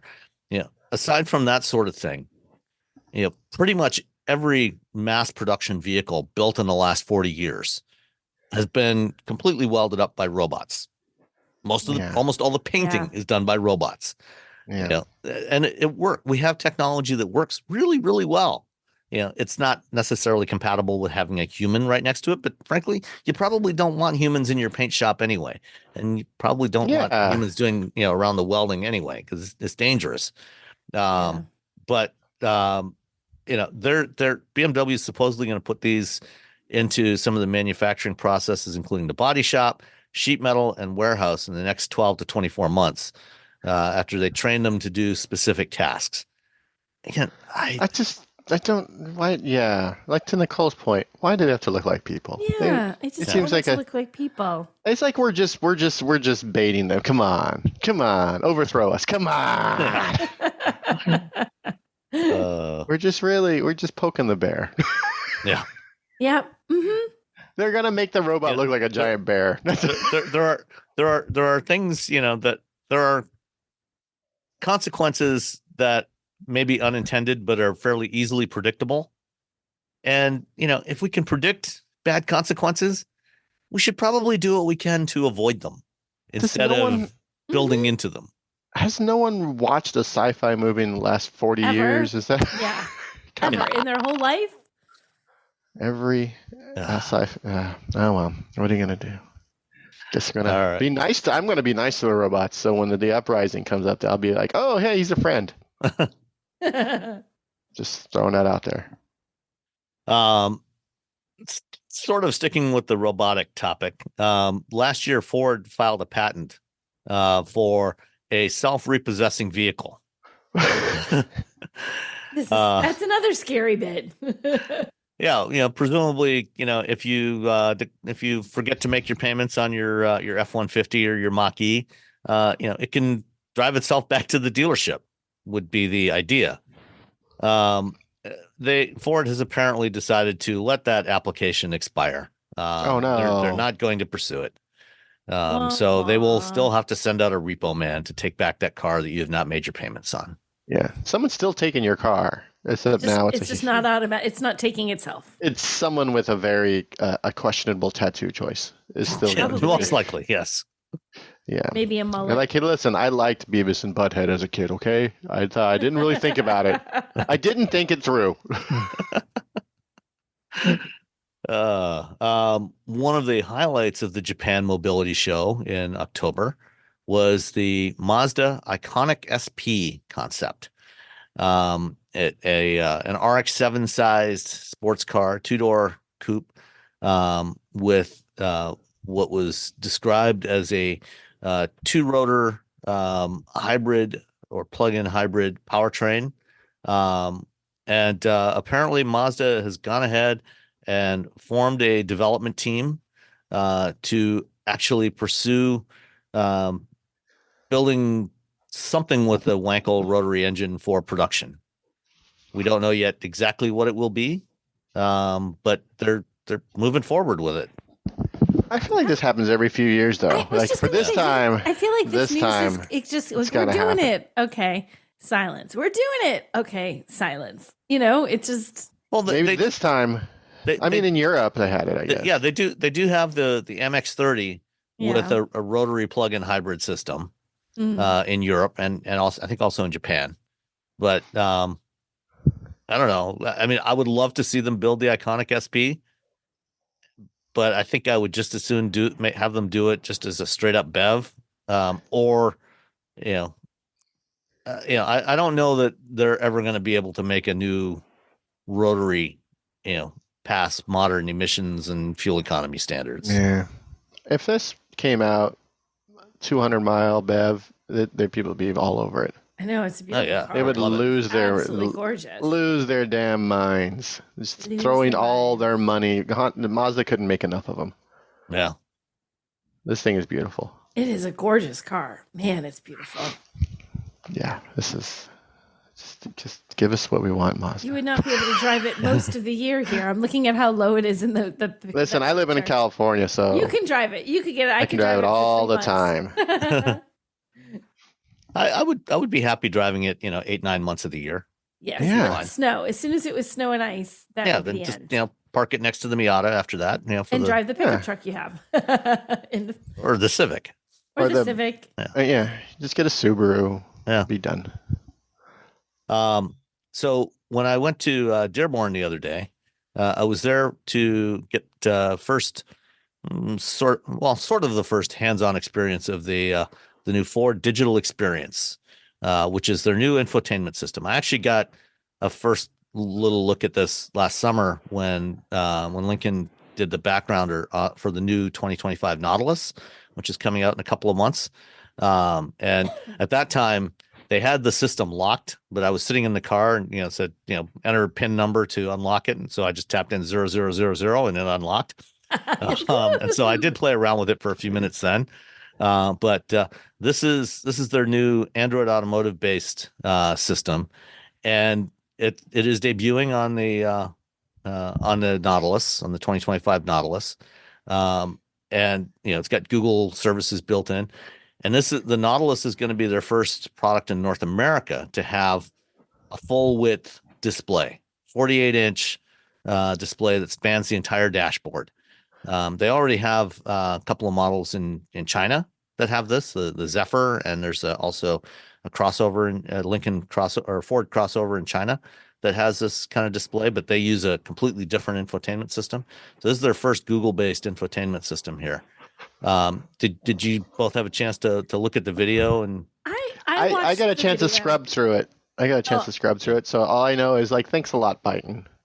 Yeah, I watched the whole thing. I watched the whole video, and it was I couldn't it was hard because I'm not sitting in the driver's seat, right? Like clearly you were sitting in the driver's seat watching this, but it looks like so much screen in that video. And especially it is a lot of screen. They because there's the instrument cluster, there's a traditional what we'd say infotainment screen that's there, and then this really long piece that's the, what do they call it? So whatever, the door-to-door screen there, coast to coast, the very far side by the passenger, I don't know how you'd see that without full on like. You got to turn your head. Right. It's not like, I feel like if you're just trying to glance, you can't glance at that. You're going to have to turn all the way. And I know they keep stuff like the instrument cluster still right in front of you. And it looked like navigation. The navigation that was right next to it, Sam, is that always next to it? It's always nav right next to it? Yes. So the things you need to see, right, are right there. But then all the other little widgety bits off to the side, I don't think you can. Could you see those without really having to turn your head? I mean, you can. I mean, they're fairly large. The fonts are large. Okay. They're pretty readable. At least sitting there static. I mean, we didn't get to drive them yet. We're going to be driving these in early March. So, and they basically describe it as kind of three segments of the screen. You've got the driver stuff that you need all the time right in front of you, which is exactly where it should be. Not down on the center screen where you're looking away from the road to see what your speed is. It's right up in front of you. And I do, several years ago, back in 2019, before the pandemic, and before Biden went belly up, I visited their tech center in Santa Clara, California, and I went for a ride in one of their prototypes, and then also spent some time with their head of user experience, in a Buck in the studio, playing around with this system, this full width display system, and conceptually I like the idea, of having the screen, it's up a little bit higher. It's at the base of the windshield. It's pushed away from the driver, and so it's closer to your line of sight when you're driving. So it's right there. It's in your peripheral vision all the time when you're driving. Sam, does it, because you asked the guy about a head-up display and they don't have one right now. Does it put kind of like the instrument cluster almost where you feel like your eyes are looking when you look at a head-up pretty display? Close to it. Yeah. So it's right at the base of the windshield. It's not as high up as it would be with a HUD. Okay. It's close to it. But it's close to. It's up higher, and the steering wheel in the Nautilus, is kind of square, a little more squared off. So the top is chopped off like the bottom is, so kind of like what you find in a Corvette or the wheel in the Cybertruck for that matter, or Lucid, so the screen is above, and unlike in the Toyota BZ4X and the Prius, where they've kind of done something similar, because the top part of the wheel is sort of flattened out a little bit. The wheel doesn't cover up the display. Right. So you get the driver information right in front, and then just off to the right of that is the navigation, which is there all the time. And then the left-hand side, you can put up to 3 widgets on there, on the right-hand side, the other left. The right-hand side, you can put up to 3 glanceable widgets up there, and they have there's a bunch of different things. You can see it in the video, but usually things like weather and tire pressure information, why you would necessarily want that there. I'm just like, if my tire pressure is getting low, just pop it up in front of me, Yeah, right. But also the weather is like, I guess fine, but you're driving outside and you kind of know. It's raining. So it's not a surprise. It's not like, oh man, I wonder if it's raining. Let me check the weather. It'll be real interesting once we get a chance to drive this to see what it's actually like. In the Byton, what they did on the right-hand side was information basically just for the passenger. So the passenger could interact with that information. It wasn't really designed for the driver to use. That's kind of what I was thinking. Like, it looks like it's, and when you have things like weather, whatever random widgets you're going to put up there, it did kind of feel like the sort of thing that you might pick it but almost figuring like, well, my passenger might care what that is.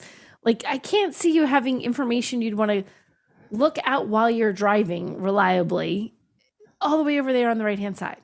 Yeah. Yeah. None of it. Yeah. The screen looks really nice. It's a full array local dimming LCD screen. So, really high contrast, very bright. Yeah, even on your video, and it's just like a video, I'm like, oh, this is going to be really pretty in real life. Like, it looks like it's a good screen. Yeah. And if you're using CarPlay, and using Apple Maps instead of Google Maps, it will project the Apple Maps up into the same place where the Google Maps would normally sit, in that same spot, just to the right of the driver information. Or you can also download Waze from the Google Play Store, And if you want to use Waze, it'll pop up in there. So whichever map you're using will pop up in that map section of the screen. Which is nice. So you get whatever you prefer is up there. Yeah. Yeah. And I think it's neat. I'm actually really. It's neat, but I don't see that. I'm looking forward to. I don't understand why. And experiencing it. Like I want to see. Does it make my okay? Does it? It's hard to wrap my head around just looking at pictures. Like, what is this going to be like to drive this? Am I going to find that this is better, the same as, or worse than the sort of more usual setups that we have? I'm really curious to see if I find that extra 1.5 feet of screen or whatever it is over there. Well, you need to know what. Wow, now that that's there, I can never go back. And they will also have versions of the same system with a more traditional setup with instrument cluster display in front of the driver and center stack display. They didn't show that to us in a car. They just had it on a benchtop setup. So would that be like for the Nautilus? They're going to offer the Nautilus with both those options? No, the Nautilus will only have some that. of the cars. Yeah, okay. so because this is going to be rolling out across the lineup over the next couple of years as they update models. I get it. So it depends on the model. Okay. Yeah, so there's something else that I'm going to be going to a backgrounder tomorrow that we won't be able to talk about for a couple more weeks.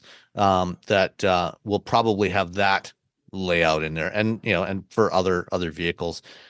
Other interesting thing, as vehicles get this Android-based system, they will not have sync branding on them anymore. So current stuff that is still Sync 3 or Sync 4 retains the sync branding, but the new stuff is either Ford Digital Experience or Lincoln Digital Experience. So Digital Experience is the new, instead of Ford Sync, it's Digital Experience. Okay. Yeah. It's like you've gone to a conference. Come to the Digital Experience. Yeah. I don't know. I keep looking at this thing and I'm like, I don't see the point of having this super wide screen. There's no extra information that I need. That I need an additional screen that I have to turn my head even more to look at than I would versus the center It'll console. be interesting to drive with this. I'm actually really looking forward to driving with all this screen to see what it's actually like to drive with it. Right. And the thing, you can also do is, you don't have to have any widgets on there. It can just have a nice wallpaper on there. So it looks nice for the passenger and you don't have to actually have any information over there. If you don't want to. You know what they could have done is gotten rid of that screen and put some buttons back in the car, but I'm just a whole other... come on. Let's not go overboard buttons. Here. Oh, don't go crazy, Robbie. I know. Not the thing that people want. Here's another thing. Ford is not one of the companies that is opting to ditch the touch controls for the climate control. Does it still have... I don't know. Yeah, they still have them. There's the center touch. There's also the second center touch screen, and the climate controls are on there. They are permanent. They always show up across the bottom of that screen. They don't change. Yeah, so they're always available there, but they're still touch controls. But you have the choice of using either Google Assistant or Amazon's Alexa voice services to control those vehicle functions, like set the temperature, with whichever assistant you prefer, so you don't actually have to use the touchscreen. And I've used that, and it works fine. Either one of them work reasonably well for that. I haven't had any issues with that, but so that's an option as well. I just drove the EV9, and you know what it had? Buttons. I know. And it was cold. I made it hot with my finger. And Volkswagen's going back to buttons. Everyone's going back to buttons. Hyundai's going back to buttons. Yeah. So. Is the Digital Experience then just slightly behind the curve? Wait, I thought we were going away from buttons. No, it's in the name. It's only digital. Yeah. Come with us to the not all digital experience. Yeah. Yeah. All right. Let's see. I spoke earlier this week with our friend Andrey Smirnov from TFL Trucks for a video that just posted this morning as we were recording this. And the video is talking about some of the issues, because the TFL guys, they test a lot of trucks that have been modified, with lift kits and bigger tires and all that sort of stuff, for going off-road. And so Andrey talked to myself, the CEO of AEV, American Expedition Vehicles, and a lawyer about some of the issues around these modified trucks and, why you can, what are some of the problems you can have with them? What are why do automakers, sometimes do some kinds of modifications, but not other modifications? It's good video. The link is in the show notes. Definitely recommend you go watch that from TFL Trucks. We're gonna have to get Andrey and Roman on the show one of these days. That'd be great to talk with us as well. Get those guys as guests here. TFL party. Ooh, ooh. Yeah. Sorry. And then finally, there's a short video that I found on Threads this morning, and we were discussing it before we started recording. I got problems with this video because Robbie doesn't believe the video. So I don't know. The caption on it is more software-defined vehicle problems, and there it is as often is the case. The way the video is shot and cropped. It may not be entirely representative of what is being implied, but it is kind of amusing, and it is absolutely possible that this could happen.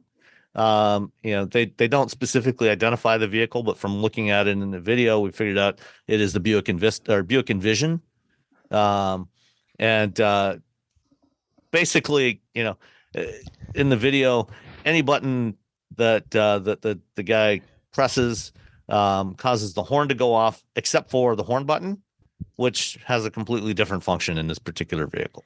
And you can't always see where his hands are, which is Robbie's very legitimate. Yeah, I'm calling shenanigans because it's close ups. There's not a wide shot. You can't see, if you want to look at it and call shenanigans. You can voice. Are you in with Robbie that these are shenanigans, or is this legit? It feels like shenanigans. Given the other challenges we've seen with software in vehicles lately, it is plausible. Whether this one is real or not, it is absolutely plausible. Yeah. It's staying. Yeah. So definitely go check it out. It's only 22 seconds long. Make up your own mind. Let us know what you think for next week. All right, let's talk about. Let's do some listener questions and comments. What you want to know? Let's see. First up, this is one I had intended to address last week and completely forgot, or maybe we ran out of time. I can't remember. We ran out of time last week. That was it. Yeah. But this was from Jeff D. He posted in Discord, in the Wheel Bearings Discord. And if you're not in the Discord, some fun conversations going on in there. Join it. If you need a link, send us an email at feedback@wheelbearings.media. Or send us your questions and comments there, or if you want to record a question, send it to us that way instead of writing it out, and we will include it in the show. So that's feedback@wheelbearings.media. Anyway, Jeff D commented when I talked about the Alfa Stelvio a couple weeks back. Said, tell me more about your thoughts about the Giulia versus the Stelvio. I'm starting to consider moving on from my 10-year-old BMW 128i. And the Giulia is something I've been considering since they seem to be a good value on the used market right now. But at the same time, getting in and out of a relatively low car seems to be getting harder and harder by the month. Also, if Nicole is there, she is. I'm here. Tell us more about your cross-country road trip with Rebecca and her Stelvio. Was it a comfortable road tripper? How does the Stelvio do on the occasional twisties?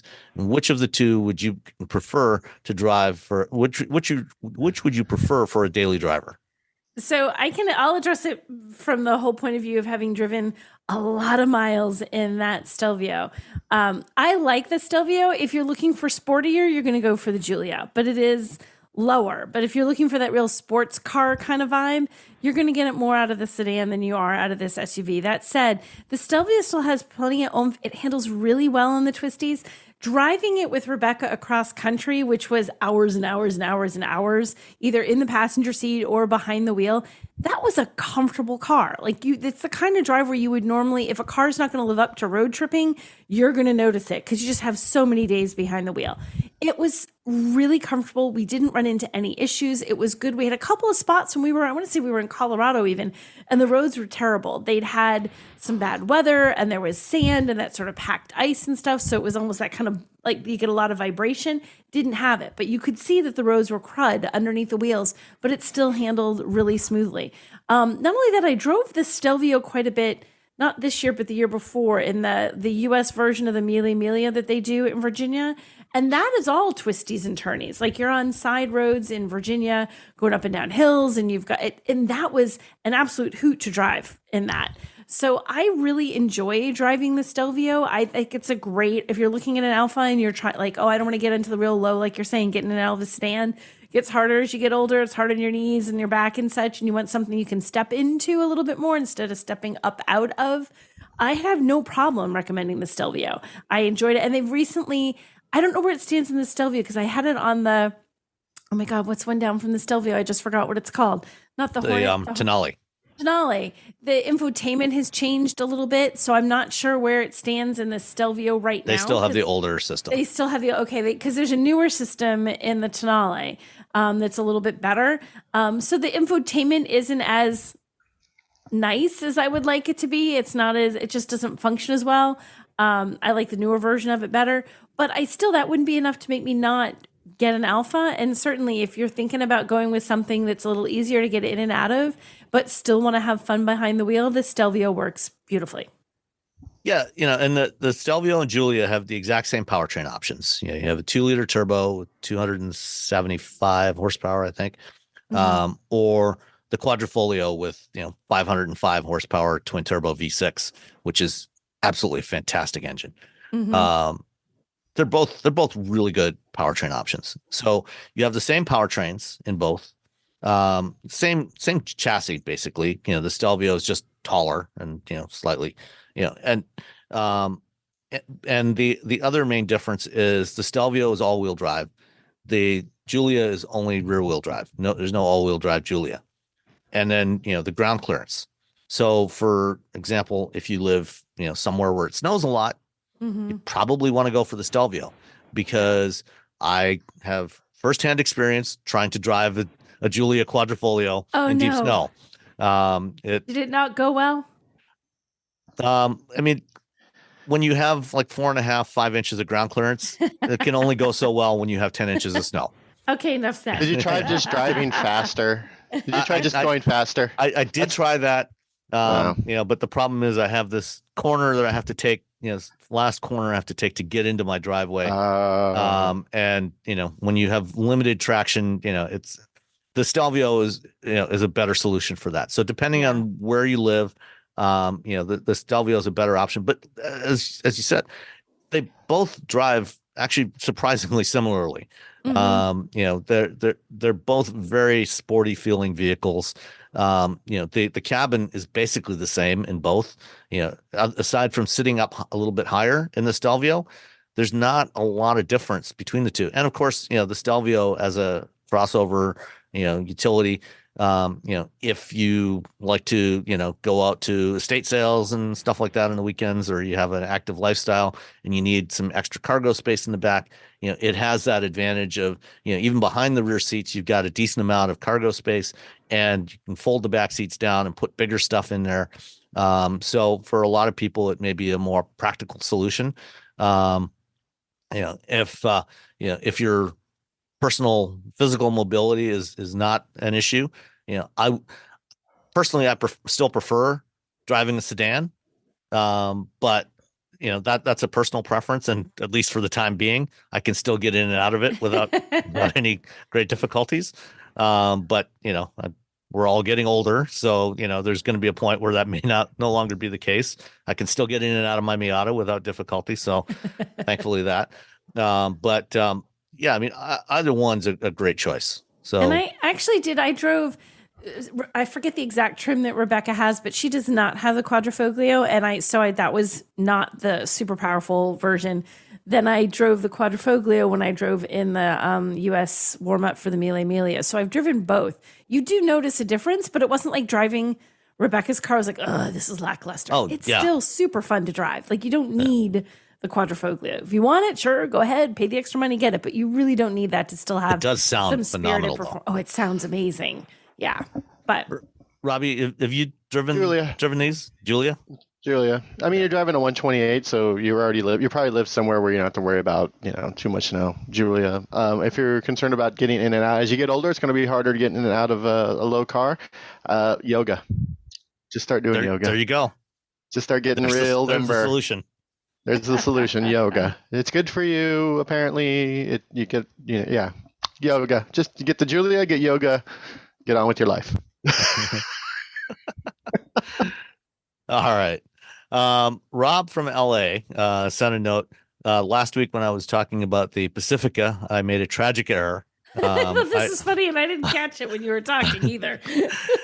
Says, you mentioned in the last episode about the Pacifica that there are only 3 choices: Pacifica, Carnival, and Sienna.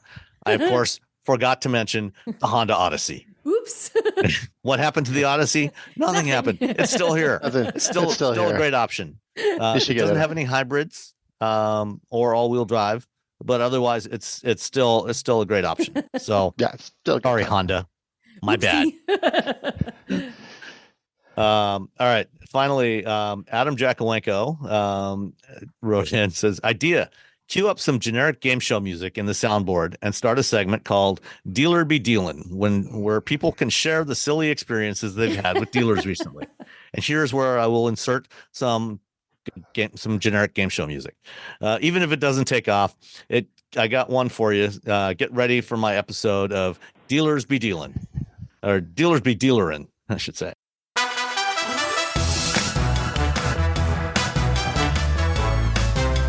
Yeah, keep tabs on local cars. And a few weeks ago, the listed price of this exact Mach-E, and in the email he inserted a screenshot, was $58,000 for the last month or so. Attached is what changed to the same day Ford started passing through the $7,500 tax credit on leases. And it is still priced at this today. Fun times.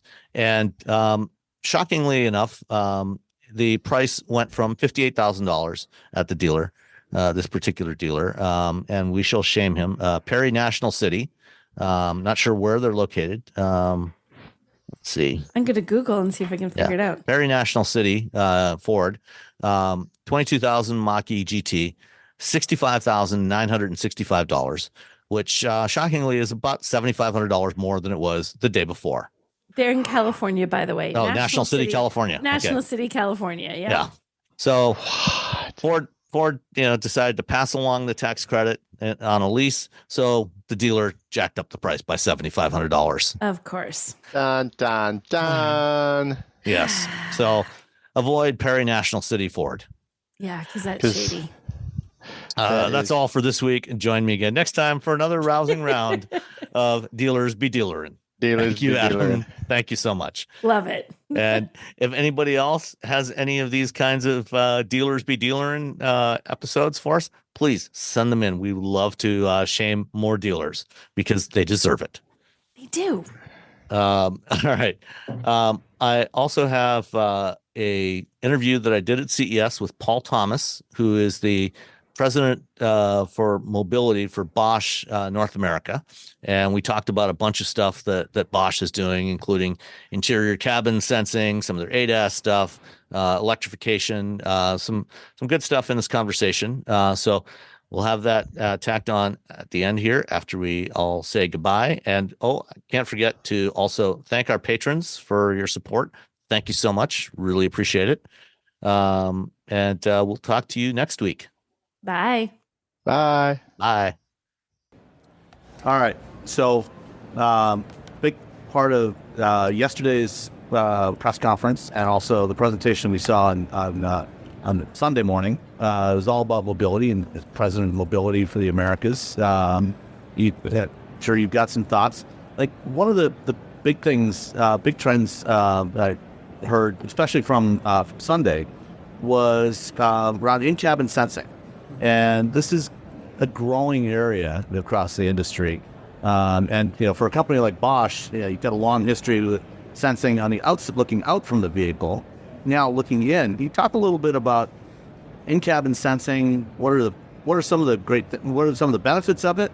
And what are some of the potential downsides we have to watch out for? Yeah, the beauty of in-cabin sensing, you can use it for everything we stand for, right? So it could envision safety, right, for a child left behind or a dog in the car or anything along those lines, right? Because with radar, you can sense heartbeats, you can do lots of different things. In-vehicle sensing also allows you to look into driver distraction, right, which is also a problem as well nowadays. And I think there's even legislation eventually that's going to address driver distraction and what that does. And then you also can, in the ride-sharing environment, you can use interior sensing to sense the business that's happening on the vehicle as well.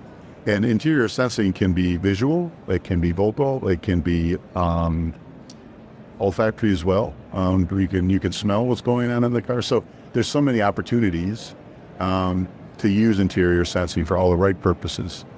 And that's why it's exciting for us. And the technology has to be very legitimate too. So the worst thing you could have is a false positive in an interior sensing situation that creates a safety maneuver, that creates a false message, or that delivers something wrong to the vehicle and the dynamics.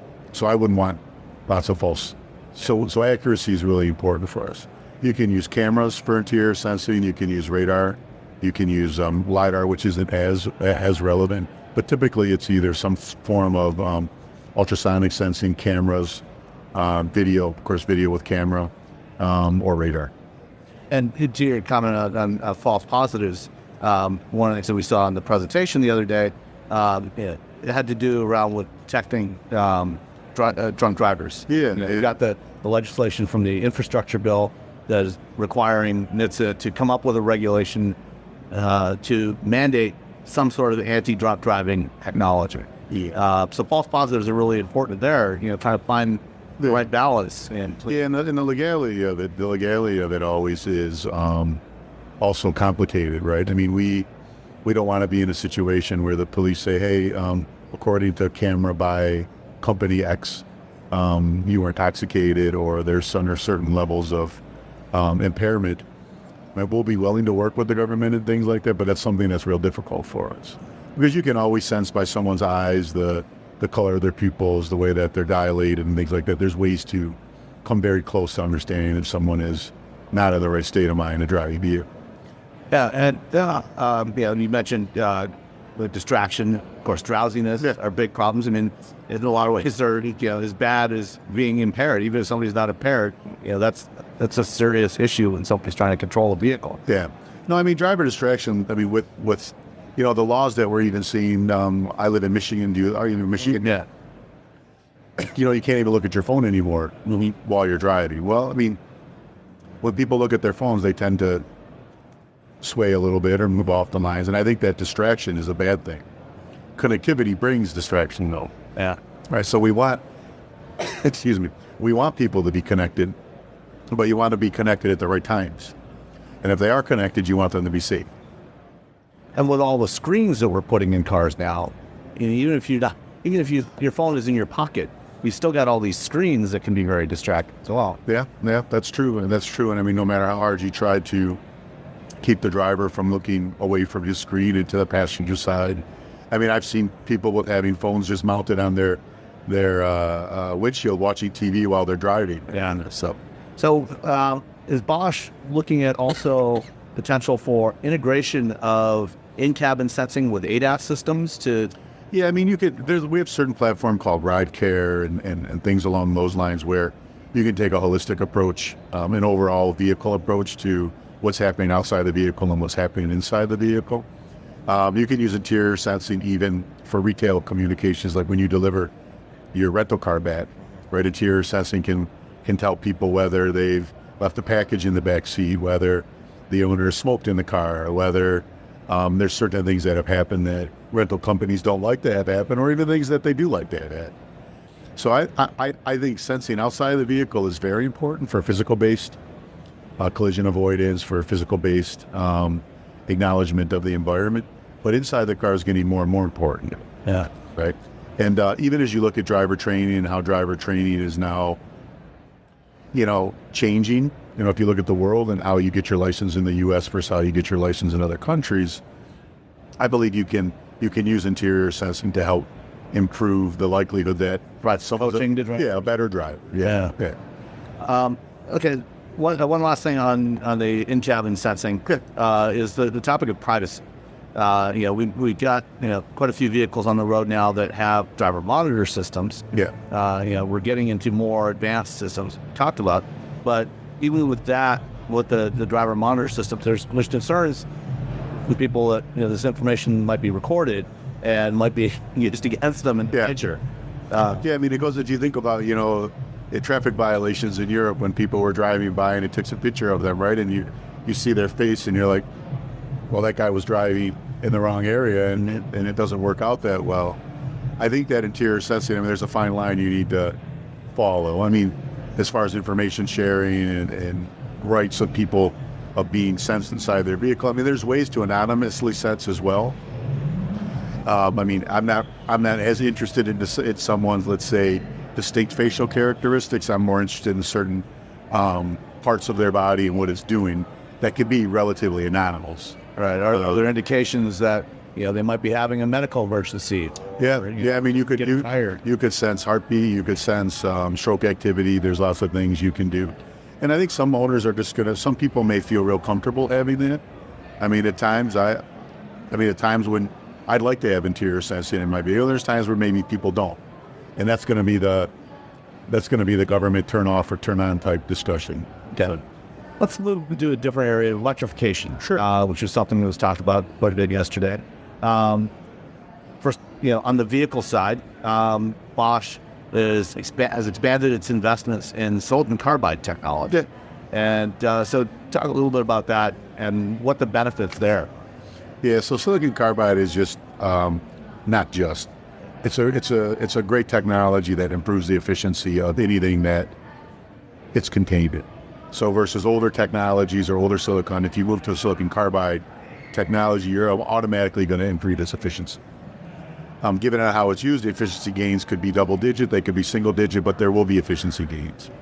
Those efficiency gains then really impact the amount of energy a vehicle uses. So how you choose to use that efficiency could be longer range of the vehicle, it could be faster charging of the vehicle, they could be improved torque or vehicle dynamics.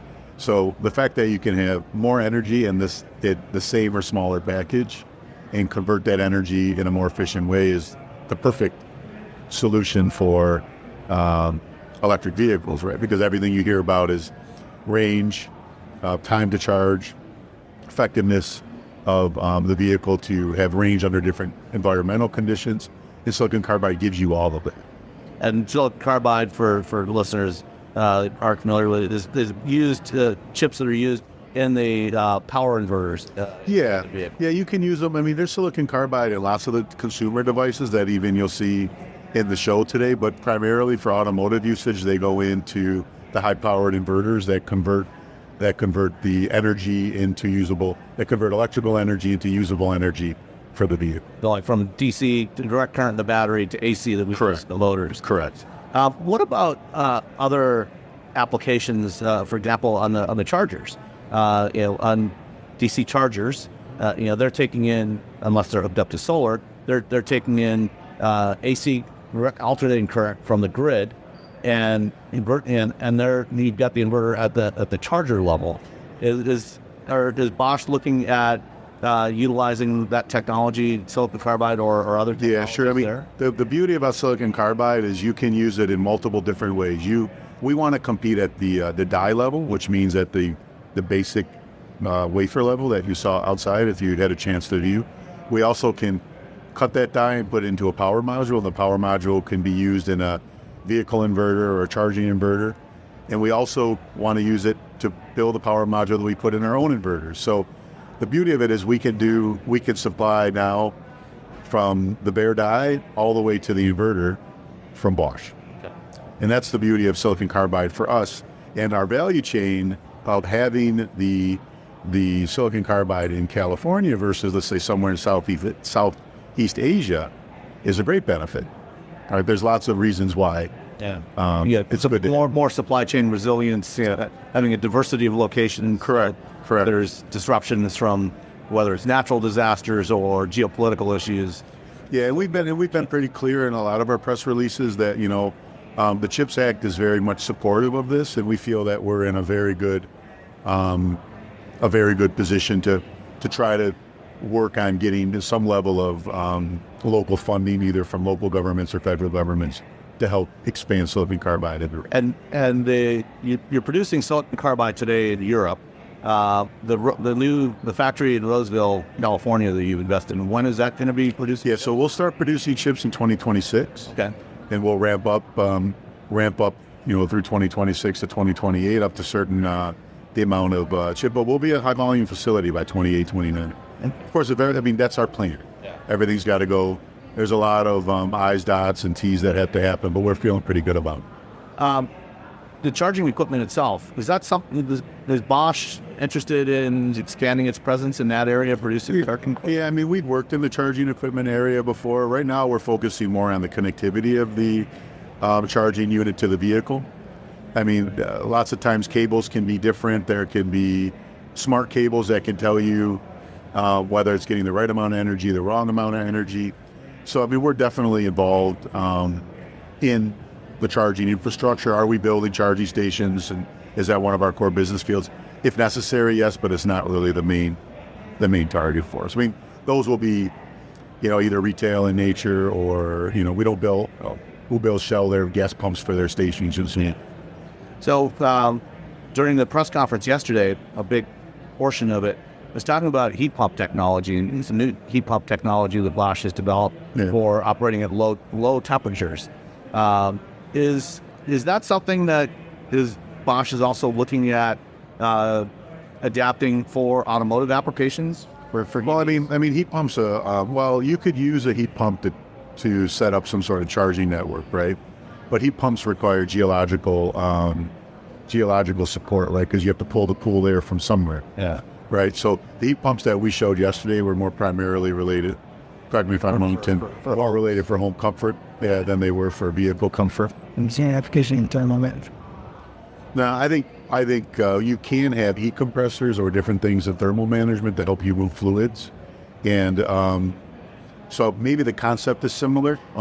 And we could call them heat pumps, water pumps, coolant pumps, and those pumps move coolant around, of course, the battery to cool it during charging. And since you don't have an engine that you have to cool, right? You don't have that source of waste heat from an internal combustion engine on an EV. Correct. So a heat pump could be helpful in heating the cab. Correct. Yeah, and in electrical heat and heat, I mean, we do use recirculating pumps and heat compressors along those lines. The concepts are a little bit different. I wouldn't draw a strong technical similarity between the home comfort heat pump and an automotive pump at Dallas. You do also produce a lot of other components for EVs, motors. You've got the plant in Charleston, South Carolina, producing motors now. Yep. Now, how's that business, and how's the technology? How do you see the technology progressing there? Yeah, I mean, we've been in rotating electrical products I've been with Bosch for 30 years, and when I started in the rotating electrical group, right? So we've always been great at rotating electrical. We've always been really understanding of good dynamics for anything. So for us, e-machines are a great product portfolio for us. They encounter all the things we love to do. We love to wind machines. We love armatures. We love the type of material that has to go into it. And we're very, very good at tight tolerance type machines. And we're very efficient in all of the e-machines that we produce in Charleston.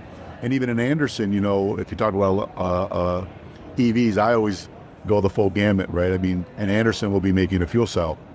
The fuel cell will go into a truck that's going to use the fuel cell to charge batteries to drive a Class 7-8 semi. So I think going to be my next question. I had a chance to ride in the Nicole. Yeah, what'd you think about it? It's amazing, how quiet and smooth it is, and the acceleration it has. And it's a very impressive truck. Yeah, we're real happy with our partnership with them, and I mean, hydrogen will be, there's going to be a little bit of an adoption time right now with the hydrogen hubs being approved by OECD at the end of last year. So there's I won't say a lot of money, but there's money available for people to build a hydrogen infrastructure, and I just think it's going to take some time. Yeah, and I think companies like Nicole, I mean, you're not going to build infrastructure for 200, 300, 400 trucks, right? You've got to build infrastructure for thousands of vehicles. So that will happen. And I think the same is happening in electrification. I'll go back to your question. Sorry, I didn't mean to take you off tangent a little bit. Charleston, we have e-machines. Anderson, we have FCPM, but also inverters as well, which is part of our electrical vehicle architecture. Also could be made either in Europe, or we could do those in Juarez or Anderson. or other areas. And what I said, and then continuing on the hydrogen theme, obviously we're starting to see some small number of hydrogen semi-tractors out on the road now. There's a few dozen of the Nicole trucks. There's a few dozen from another company running around California now. Yep. But during the presentation yesterday, they also mentioned you start production on hydrogen fuel injectors for internal combustion. Yeah, so the market's there. So there's a couple of ways to inject hydrogen, right? So are you familiar with like propane and natural gas injection? So what Mike was referencing yesterday was non-liquid injection. So the technology is very similar to delivery of a diesel to a liquid fuel like gasoline or diesel. And hydrogen has the potential to use very similar know-how, that components, of course, similar know-how and being able to control and regulate the combustion and also to be able to control and regulate the engine. And we believe that's a very good opportunity for us. Injected H2 isn't our primary path right now. So the engine Mike was referencing yesterday was not liquid, but was air. And we see that in some of our heavy-duty customers, not only here in North America, but also in India, and in China. So globally, we've got H2 in. Again, mainly for the heavy-duty market, as with the fuel cells. Yeah. And it's all going to depend on how readily available hydrogen is, correct? I mean, Toyota has a great infrastructure for hydrogen with their Mirai and things, and it's a great vehicle if you've never driven it, but still, you would know the difference. But to fuel that still isn't easy. Yeah, and both in terms of availability and hooking up a hydrogen nozzle to a car. But if I look at the environment that we're living in right now, right, we have internal combustion engines, we have electrification, we have hydrogen. We also have different types of hybrids that I think you'll start seeing the market move towards. And I think we want to play in all of those areas. Well, we're not ready to give up on our technology in ICE, but we're also not ready to say we're putting all the eggs in the electrification basket. We want to partner there, and then we're also looking in the future. So I think we've got a good. Well, with your capacities in both electric motors, the inverters, some of the other components, are you also targeting the hybrid market with some of that technology? Yeah, I think if you look into 48 volt type hybrids, especially in Brazil, with the flex fuel situation there, where they're able to use ethanol and be more of a liquid fuel country. 48 volt and mild and strong hybrids, I think, are going to find a way in to this, because as you extend pure BEV, and the government allows hybrids to be ZEV compliant, and the problem with H2 as well, it's not ZEV compliant yet. They don't give you zero emissions, so that's going to, once that happens, maybe we'll start seeing more of that.